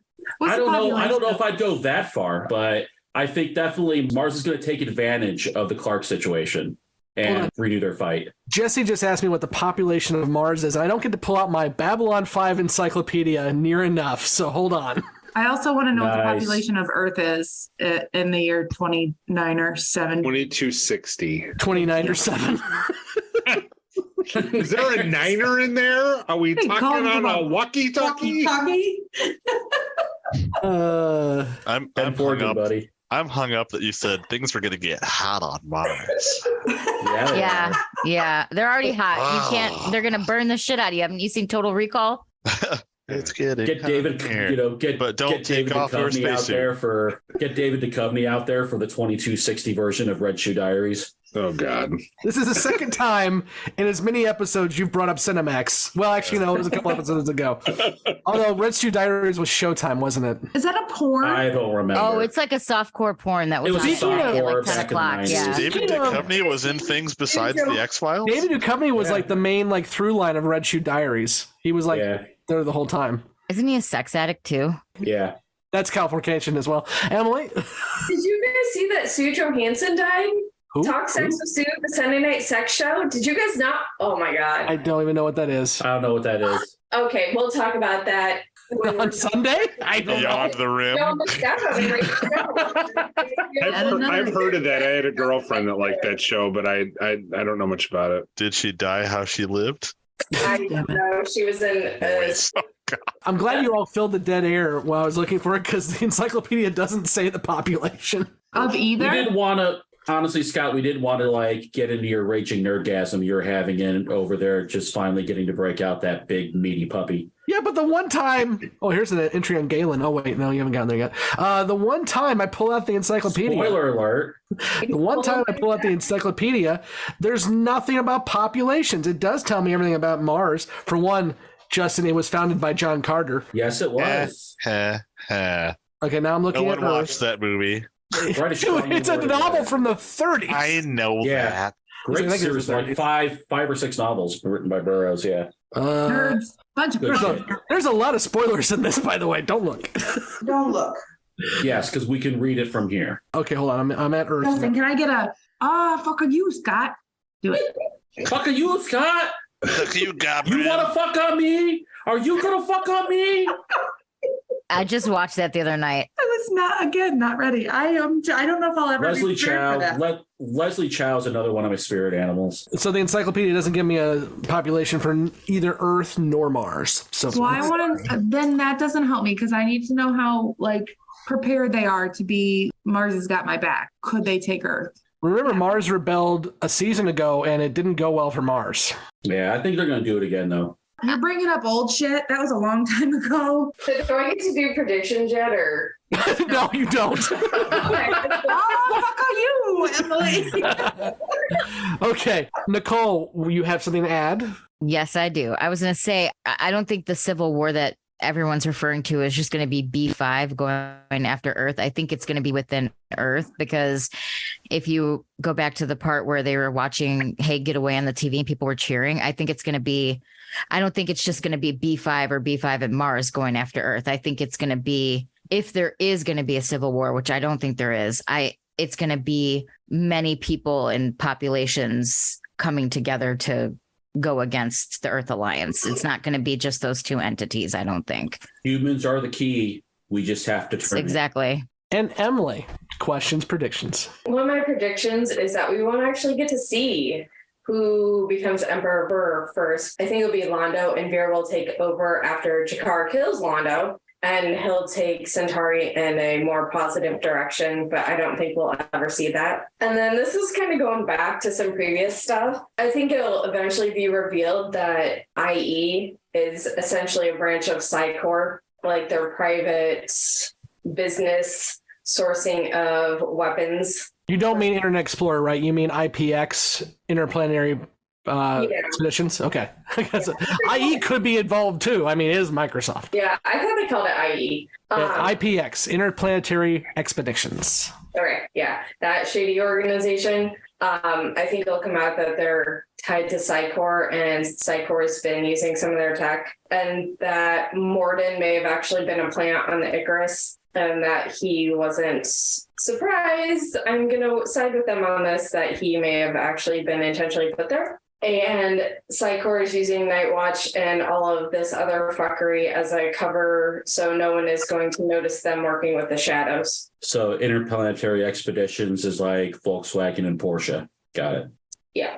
Emily, I can always tell that you're watching episodes again because you bring up shit that has nothing to do with this episode, and I love you for it. I enjoy it. It's fun. It's a good time.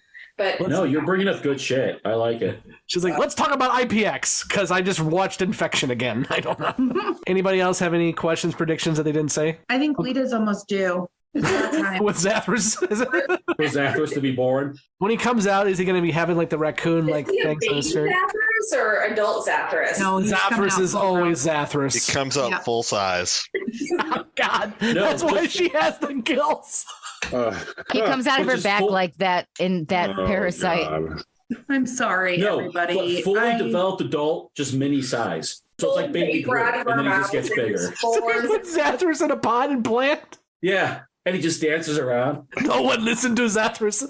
Water Zathras. Water him. Oh my God. If you're new here. Goodbye. Sorry. Yeah. Sorry to Lucia. We're like all on 10 tonight for some reason, but just wait for next week's episode, because we have a special thing going on next week. So just wait. It gets interesting. Okay. So for those who are joining for the first time, or anyone else, this is where we have the newbies leave, and then we will come back after the credits and answer all these questions and predictions, and maybe talk about a few things that the newbies may have missed. So until next week when we talk Severed Dreams, I've been Scott, and with me has been Emily, Kevin, Nicole, Mike, Jessi, and Justin. He doesn't get to say his name ever again. Ever again. Oh, so boy, has no name. Sorry. I gotta go to bed. Different intellectual property there, Justin. Something's all about wrong with Jessi because I'm never this fucking funny. So definitely something's wrong with Jessi today. Until next week when we do talk about Severed Dreams. Again, remember to click all the links down below and also click the subscribe, the up button, the notify button, the whatever button there is. And again, I know half of you are not subscribed. So just take the little time and click the button and help us out. And until next week, have a good one. And if you want to be spoiled, stick around. Bye. Bye. Tell you that it never ceases to piss me off when you're like, this is the time where we're going to kick out the newbies. It still pisses me off. Fucking 3.5 seasons in. Jessi, you have until October of 2024 to be pissed. That's not that long. We're not even halfway through, Boo. We are halfway through. We should have all started mispronouncing each other's names. Because there's movies, Jessi. We're not halfway through because there's movies. Fucking you know I didn't sign up for that shit. You didn't know. And then there's Crusade. Oh, we're not even going to talk about Crusade. Thank you for listening to Grey 17, a Babylon 5 podcast. You can find all the places to listen to and watch this podcast at anchor.fm/Grey17podcast or youtube.com at Grey17podcast. We want to hear from you, so join the conversation at Facebook, Twitter, Instagram, YouTube, or Patreon. Be sure to subscribe and leave a review where you are listening to or watching this podcast. Grey 17 is not affiliated with, and the podcast has not been prepared, approved, or licensed by Warner Brothers or any other owners of the Babylon 5 copyright. All clips included in this podcast are the intellectual property of the respective copyright holders. They are included here for purpose of review, and no infringement is intended. The opening and closing themes are available from Falling Matter on YouTube. And what's out there? The rim? And beyond that? The truth.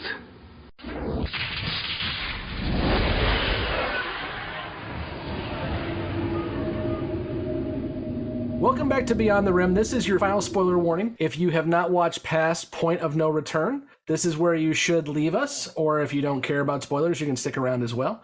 We're going to be talking about all of the questions and predictions that the newbies talked about. We're also going to go in more into the prophecy about Londo. But also, first, I wanted to talk a little bit, guys, about Justin's comments about the episodes. Not so much his questions, predictions, but that he was a little disappointed that he didn't get much closure at the end of this episode, which I love. Again, we talked about this in Messages from Earth. We did not tell the newbies that this was a 3-part story. So Justin figured, okay, we're going to go on to another episode, and it may continue what happened here. It may not. And so I just love that I wonder how many people in the 90s had this same thought. It was like, that's it? That's the point of no return? That's what's where it's going to end? So Justin's big complaints were that he expected state media control.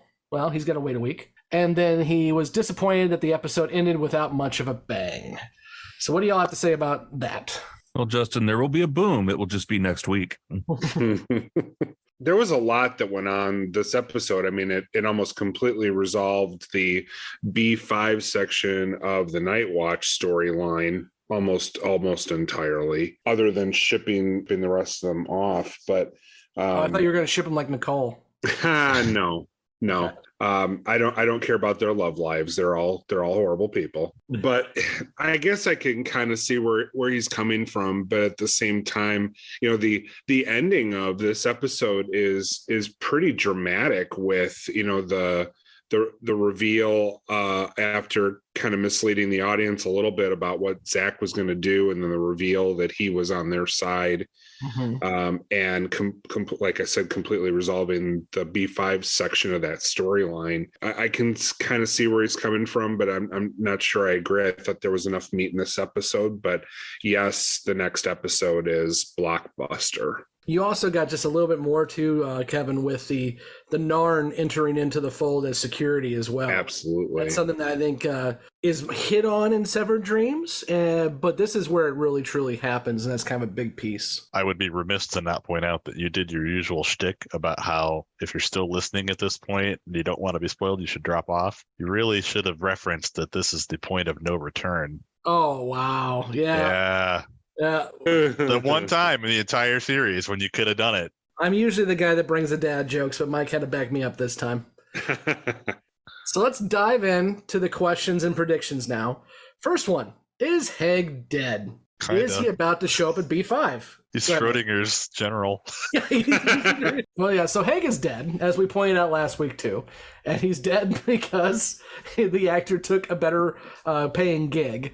But his ship is going to show up at B5 next week, so they're partially right. They get points for... And half credit. We technically don't know if he is dead at this point. No. But I guess he dies off screen in this episode, though, because next week really starts almost immediately after this episode ends. So he's dead at this point. We just don't know yet. So he is the General's cat. Was the storyline off a little bit with, the weeks reference when they released Jakar? Because, the last episode, it was like 6, and then it was like 2 or 3 or something. It felt off to me, but he got sentenced to 6, and then 2 episodes 6 ago, months, right? I thought it was 6 weeks. 60 days. 60 days. 60 days. 2 Okay. months. So 2 months. All right. So 8 weeks. Okay. Okay. And then so it's 3 weeks this one time. I'm pretty sure it's close because for the most part, B5 follows the calendar, so you can assume there's a week between episodes. Of course, I think there's less time between these episodes, but so I think it's pretty close. How is B5 going to handle 2 wars, the Shadows and Earth? How will their prioritization of those wars impact things? I mean, it doesn't really come up as though they're juggling so much as they just kind of sidelined the Earth story pretty soon. And focus more on the Shadow War, right? Yeah, and Sheridan makes that choice. He says we have to deal with the Shadows first. Yeah, and I think that was the right call. I mean, you can't waste resources fighting with Earth when you've got bigger fish to fry with the Shadows. Yeah, I mean, I guess I don't remember who actually put this question out there. It sounds like a Justin question, but yeah, I mean, I think they were looking for storylines in the future about having to make a tough call about whether a bunch of Earthlings die or something else with the Shadow War, and it doesn't really kind of come down that way. Well, and what they haven't fully realized yet, I know there's been hints from some of the newbies about it. I know Justin's kind of hinted at it a couple times. They haven't fully realized that this is all one big galactic war. We're starting to get bits and pieces of that in the episodes, too. We're hearing about how the League of Non-Aligned Worlds are starting to fight each other, and they're having their shadow ally friends being involved in some cases.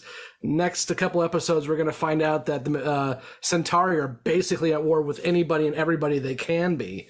And we know that Morden and his associates have been on Earth guiding the Psi Corps and the Earth military. So it's not 2 wars. It is a war with multiple fronts. So the next one and the last question is, do we get to see Jakar's book? Eventually. Yeah. The Book of Jakar. And this is the big turning point. I mean, really the turning point is when Jakar takes the dust and then gets sentenced to prison or jail time. And that's where he really does have his epiphany. But this is the path to him being not only a leader of his people, but a religious leader of his people. So yeah, the Book of Jakar is definitely going to be a big piece of that. And a cog in the Shadow War to an extent too. He's a completely different character, and which is commented upon a couple of times, most notably by Delenn. At one point, I don't think you're the same person that I met 3 years ago, and he's definitely not. He goes through such a transformation, and it wasn't just the dust incident, but it certainly heavily contributed to it.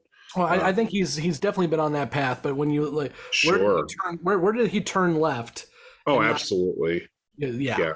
No, we agree. There's such a turn in, several of the characters, and in other series, you don't always get that, as you pointed out a couple of times. Their character development is not always something that's a key element, but it certainly is in this series. Let's dive in to the predictions. And the first thing I asked the newbies to do this time, a little differently than usual, is I actually asked them to give us feedback on the prophecy.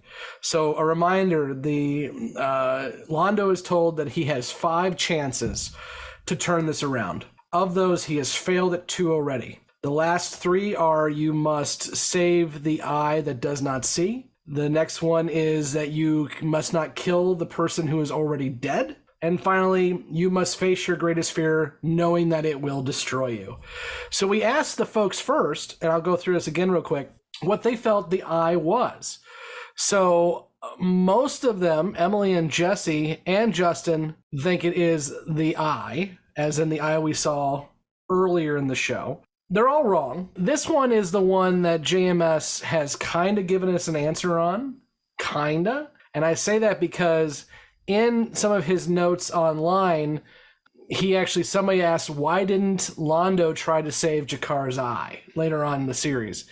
And JMS says, yeah, would have been nice if Londo had at least tried to do something about the eye that did not see Cartagia's splendor, referencing the eye that does not see. But then also later on, he also mentioned, because JMS likes to do things in multiple choice sometimes, is he's mentioned that the eye may not be EYE, it may be I, as in Londo should have saved himself. And that actually comes up in one of the extended universe books where Londo is talking about the prophecy and thinking to himself, and actually I think he's talking to Jakar in the book. He says that if only he had realized that they were talking about saving himself, he would have caused all this trouble. So I wonder what you guys feel in terms of the first prophecy. If you agree with JMS 1 or JMS 2, or if you think it's something else. So the eye that doesn't see is Londo not seeing what? His future, I guess. His best path. Now, keep in mind, JMS did not write that book, but he was involved in the process of making the books. But what we do have verbatim from JMS is that he jokingly said that Londo probably should have tried to save the eye that could not see. Yeah. Jakar's eye. Well, in the eye of, what was it? The Eye of Centauri or something like that from the first season. Which is what the newbies feel it is, yeah. Right. That eye did get saved. So I don't think either that or it referring to Londo makes much sense with the way that the prophecy is written. It sounds like it's got to be Jakar, which JMS seems to have confirmed. I think Emily even tried to square that circle up a little bit, because I think she said, if I remember right, that the eye will come back into play and he'll have to save it again or try to save it again. So trying to make that work. So I agree with JMS on it that it's Jakar. Because the way I took the prophecy was you have these 3 opportunities left to stop this. So I was looking more forward with it. So I agree with the statement that it is Jakar is with the eye that does not see Cartasia's splendor. And it makes sense, too, because the whole point is Londo, and when we see the scene, when Jakar is dressed up like a court jester and Cartagia says, I don't like the way he's looking at me, Londo stays quiet the whole time. He could speak up, but he doesn't. So that's more of a Londo agency decision there, is he did not try to stop it at all. Of course, if he did try to stop it, Cartagio probably would have taken something of his too, but... Well, that's what I was going to say. So I do agree that given the 3 possibilities we've discussed, I absolutely think that this is the scene, the eye that they're referring to as Jakar's eye, but I guess I look at the other side of it as, well, what would be the causality that follows, if Londo did speak up in defense of Jakar, and how would that have affected anything? How would that have saved Londo? Showing compassion, I guess? Probably be dead. Yeah, that's true. Is my thinking. Well, but at the end, though, skipping ahead, he does have a turnaround when he does die. So it would just sped up the process. I guess it saves him from being I guess it would save him from having a shadow creature follow him around the rest of his life. But... Yeah.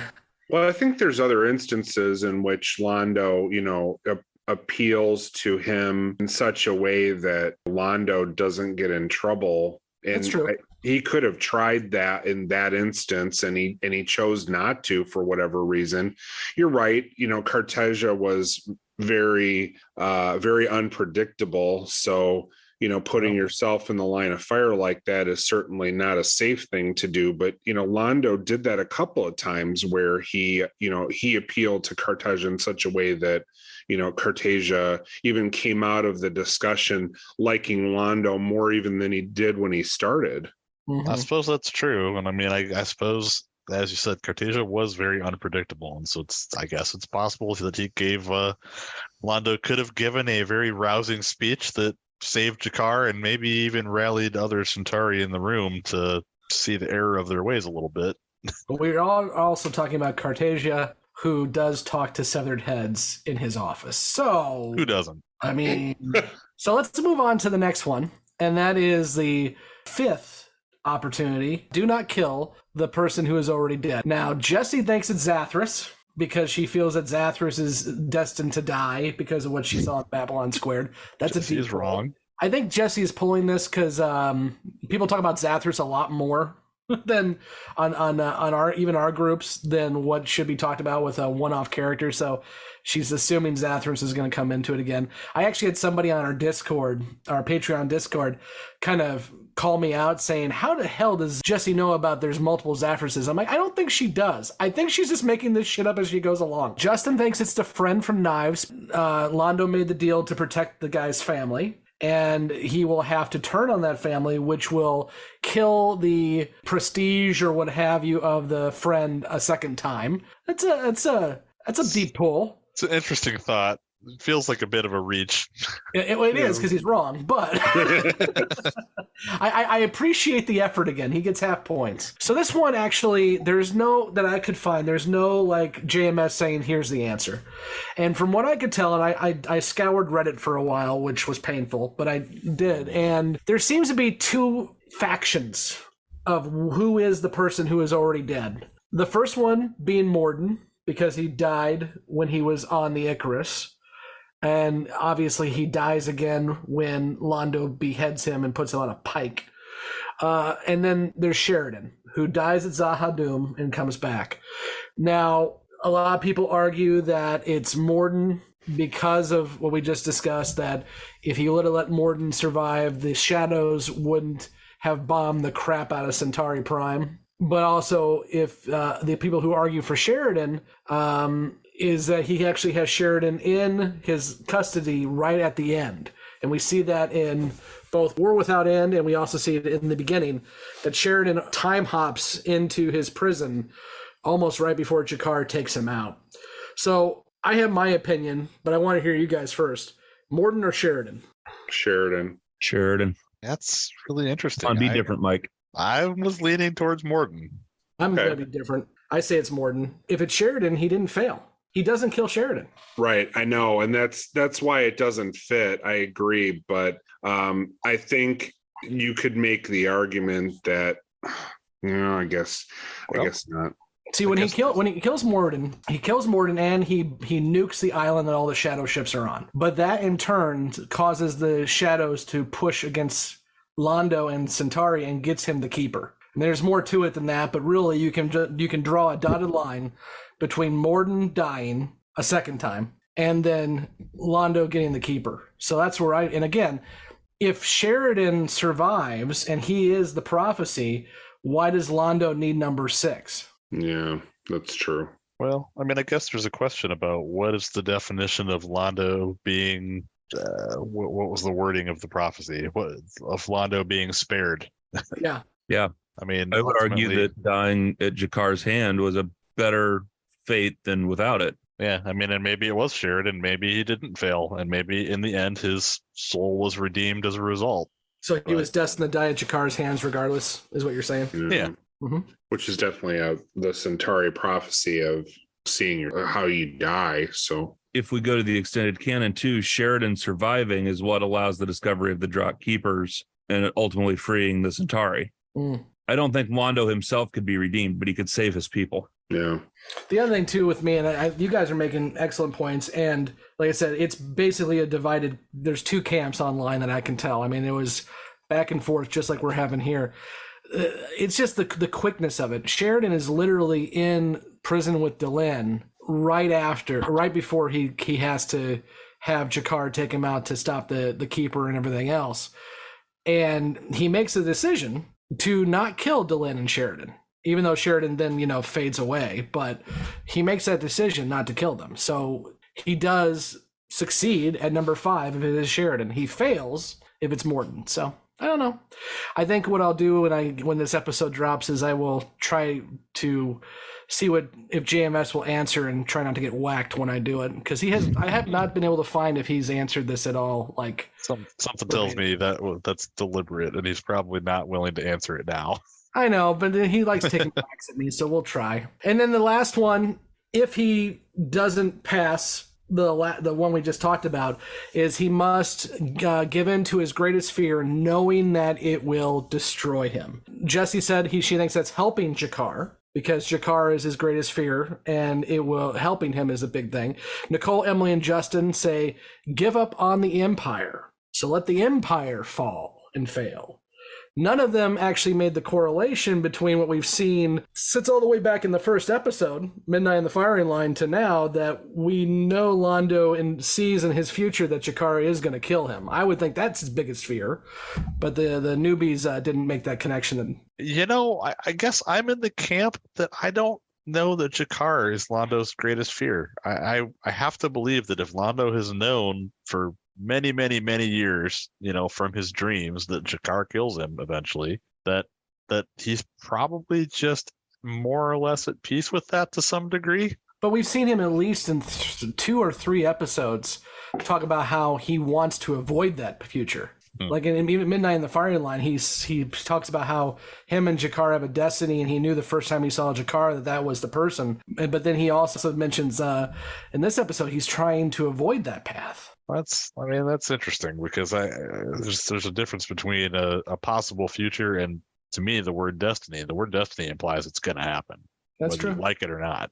It's never struck me that his greatest fear was Jakar or dying at Jakar's hand. It seems to me that his greatest fear is that the Centauri Republic, and to a lesser degree himself, will not have prominence. And his driving force throughout the entire series almost is getting back the Empire and having it mean something like it used to back in the good old days. So that seems to me what this refers to. See, I disagree with that. Oh, go ahead, Blake.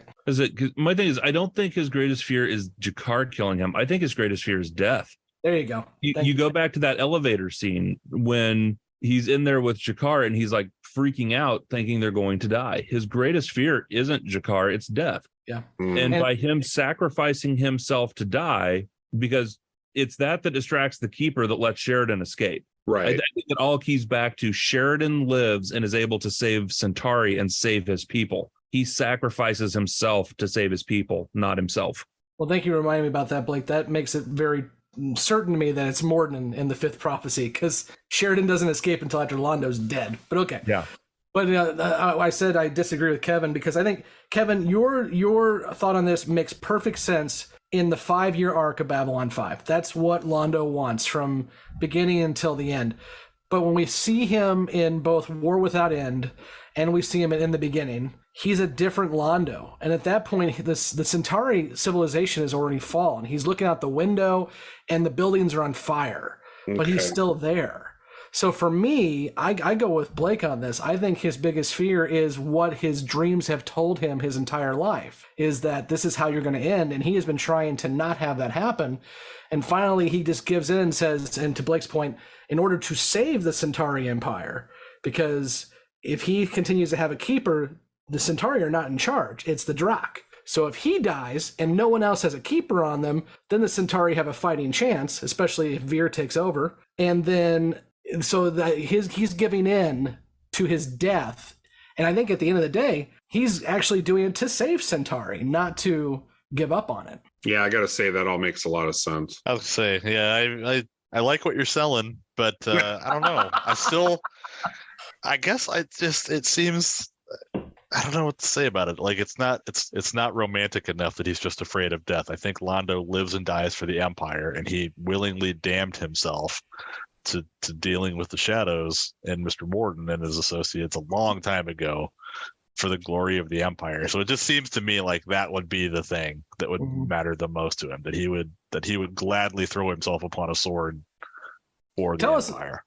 Those listening, tell us what you think in both our social medias and then also if you're watching on YouTube. But please make sure you tag it with spoilers. Put some hard returns in there so the newbies can't read it. But if you want to tell us what you think the prophecies are referring to us, let us know. And then, of course, if you join our Patreon, we do have our Beyond the Rim section on our Discord, and I'm sure our folks will be chatting about it there.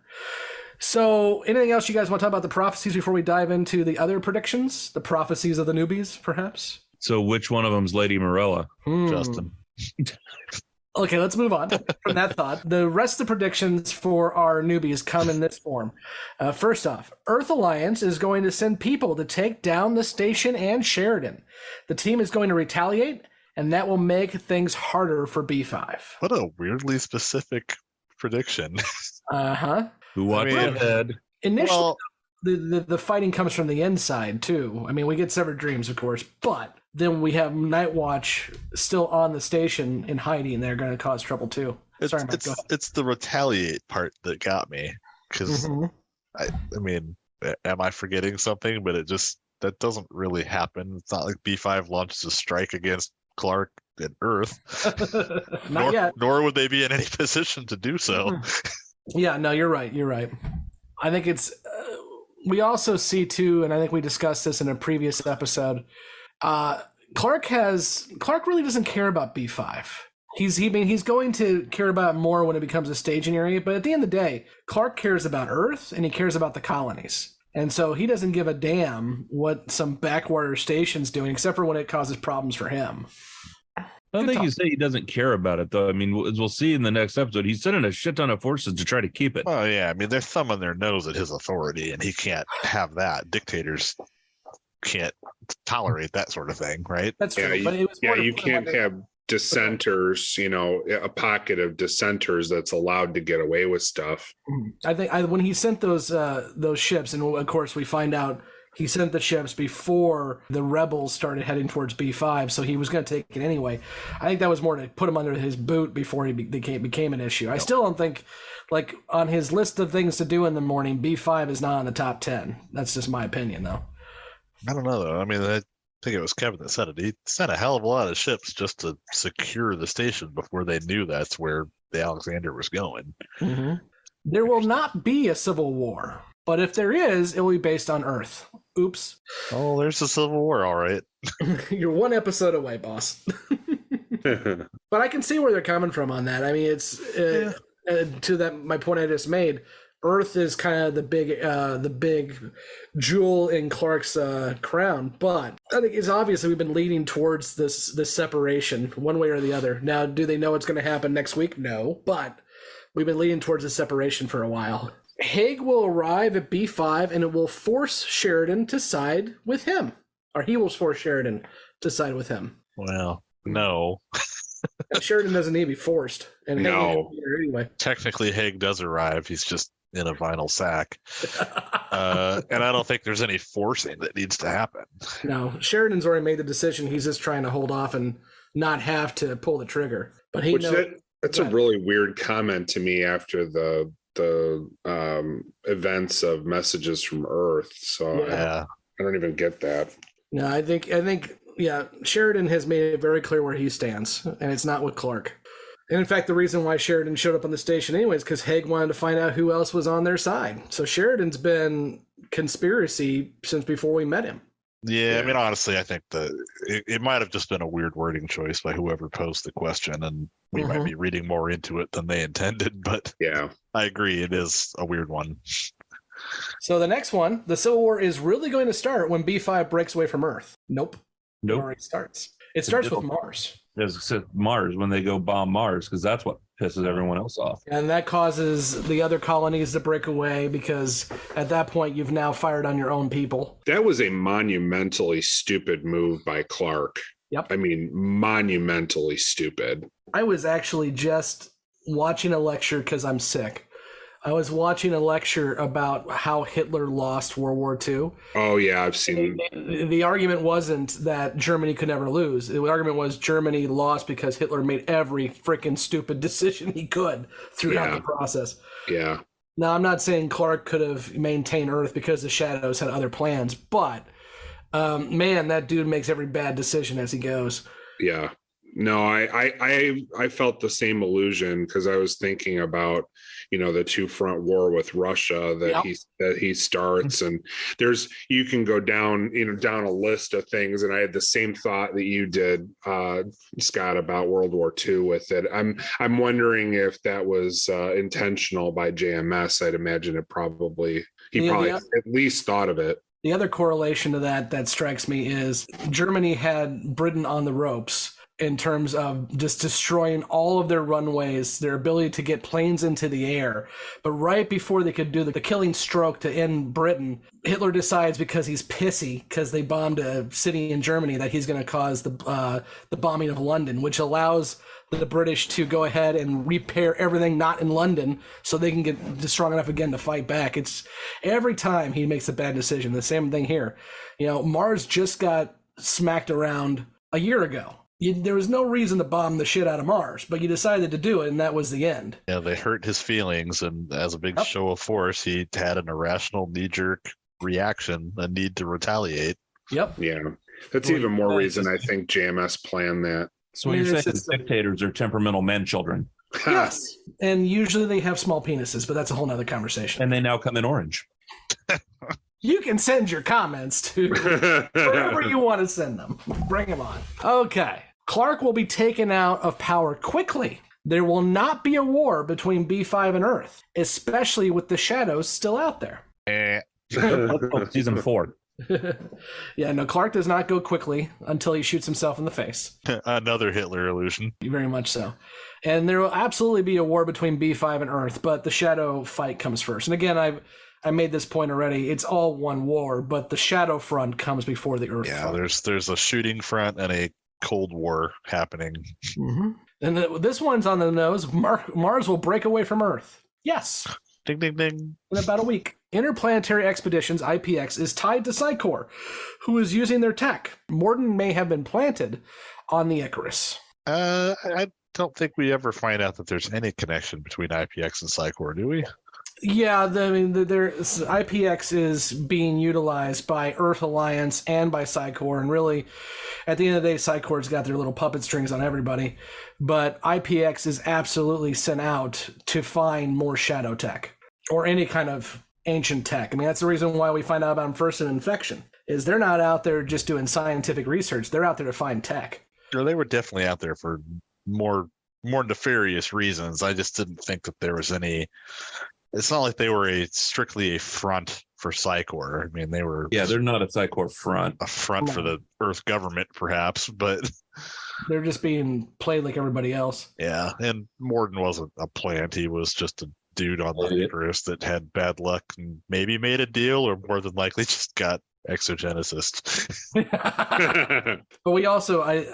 We hear about it in, I think, his file, and then also...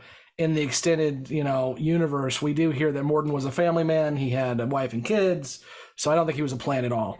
That being said, I still think he's a meat puppet, and you can hate me all you want for saying that term, because I know people don't like me using that term, but I think he's just a tool of the Shadows now. Still can't believe someone sent us a detailed definition of what a meat puppet is. Oh, for God's sake.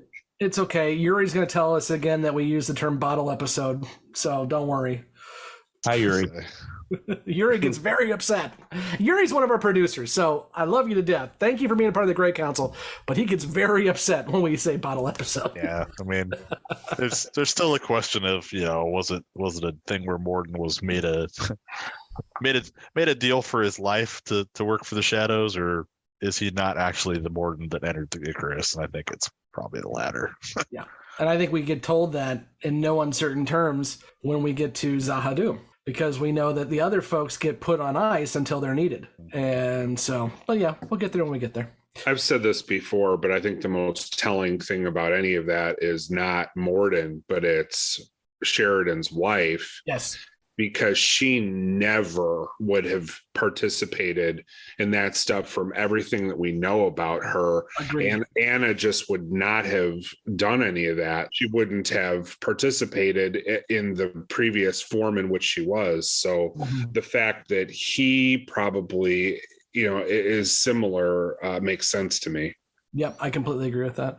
And the last two predictions come to the other prophecy that we found out, that both Londo and Veer will be the Emperor, and we just don't know which one comes first. So the first, we'll put these together, we'll just talk about them together. Veer will be the Emperor first, and then Londo will have to kill him. And then the other one is, we won't find out who gets to be the Emperor. But if we, and this is because Jessi feels the show stops after the 5 years and we don't find out. But if we do, Londo will go first, and Veer will take over at Jakar after Jakar kills Londo. So one, Jessi's right. 100%. That's good to say. I mean, only two possibilities in this, so she kind of hedged her bets with we won't know. Yeah. But yeah, that's how it goes. Although, with Londo the way he is right now, even though he really does see Veer as, if not a son, a brother, the Londo that we're seeing right now in season 3, I think would kill Veer if he had to. Yeah, I agree. I agree. Happen. I think it would be very interesting to see what circumstances put Veer on the throne before Londo, but we don't have to worry about it because it doesn't happen. I do think one of the biggest reveals in all of this, and going to the whole Emperor storyline, is it's not Jakar, it's not Londo who killed Cartagia, it's Veer. Veer is the one that drives a needle into his heart. So that says a lot about Veer as well, too. And I'm looking forward to what the newbies have to say about that when they find that out. We'll go ahead and finish there with Point of No Return. And then next week, we'll get a lot of these predictions answered for the newbies with Severed Dreams. So until next week, when we talk about the highest rated episode in the series. Do we want to mention that next week's a little bit of a special episode with Severed Dreams? Yeah, good point. So next week, thank you, Blake, for reminding me, we're going to be doing something a little different than what we've had this entire first year that we've been doing that show. And that is, we're all going to be together. So for the first time in Grey 17 history, the most of the hosts will be together in one place, eating Kevin's food, and then recording our episode of Severed Dreams. So I'm looking forward to that. Be checking out our YouTube channel because you'll be able to see the video of that. We usually don't put out videos of our main podcast shows, but we will have one for that. It's going to be a good conversation about a huge episode. And now, I've been Scott, and with me has been Blake, Kevin, and Mike. And remember to click all the buttons except for the down arrow. And if you can, join us over at Patreon, where I'm sure our Discord server is telling us about their prophecy ideas. And as I mentioned, you can tell us your thoughts on all of this in the comments, but please, please, please, please make sure you put big old bold letters that say spoiler and do a couple hard returns so our newbies don't get spoiled. And also, it's not just our newbies. I know we have quite a few listeners who are going about the show for the first time with us, so I don't want to get them spoiled either. We'll see y'all next week when we sever some dreams. See ya. It's funny, I wish to Len were here.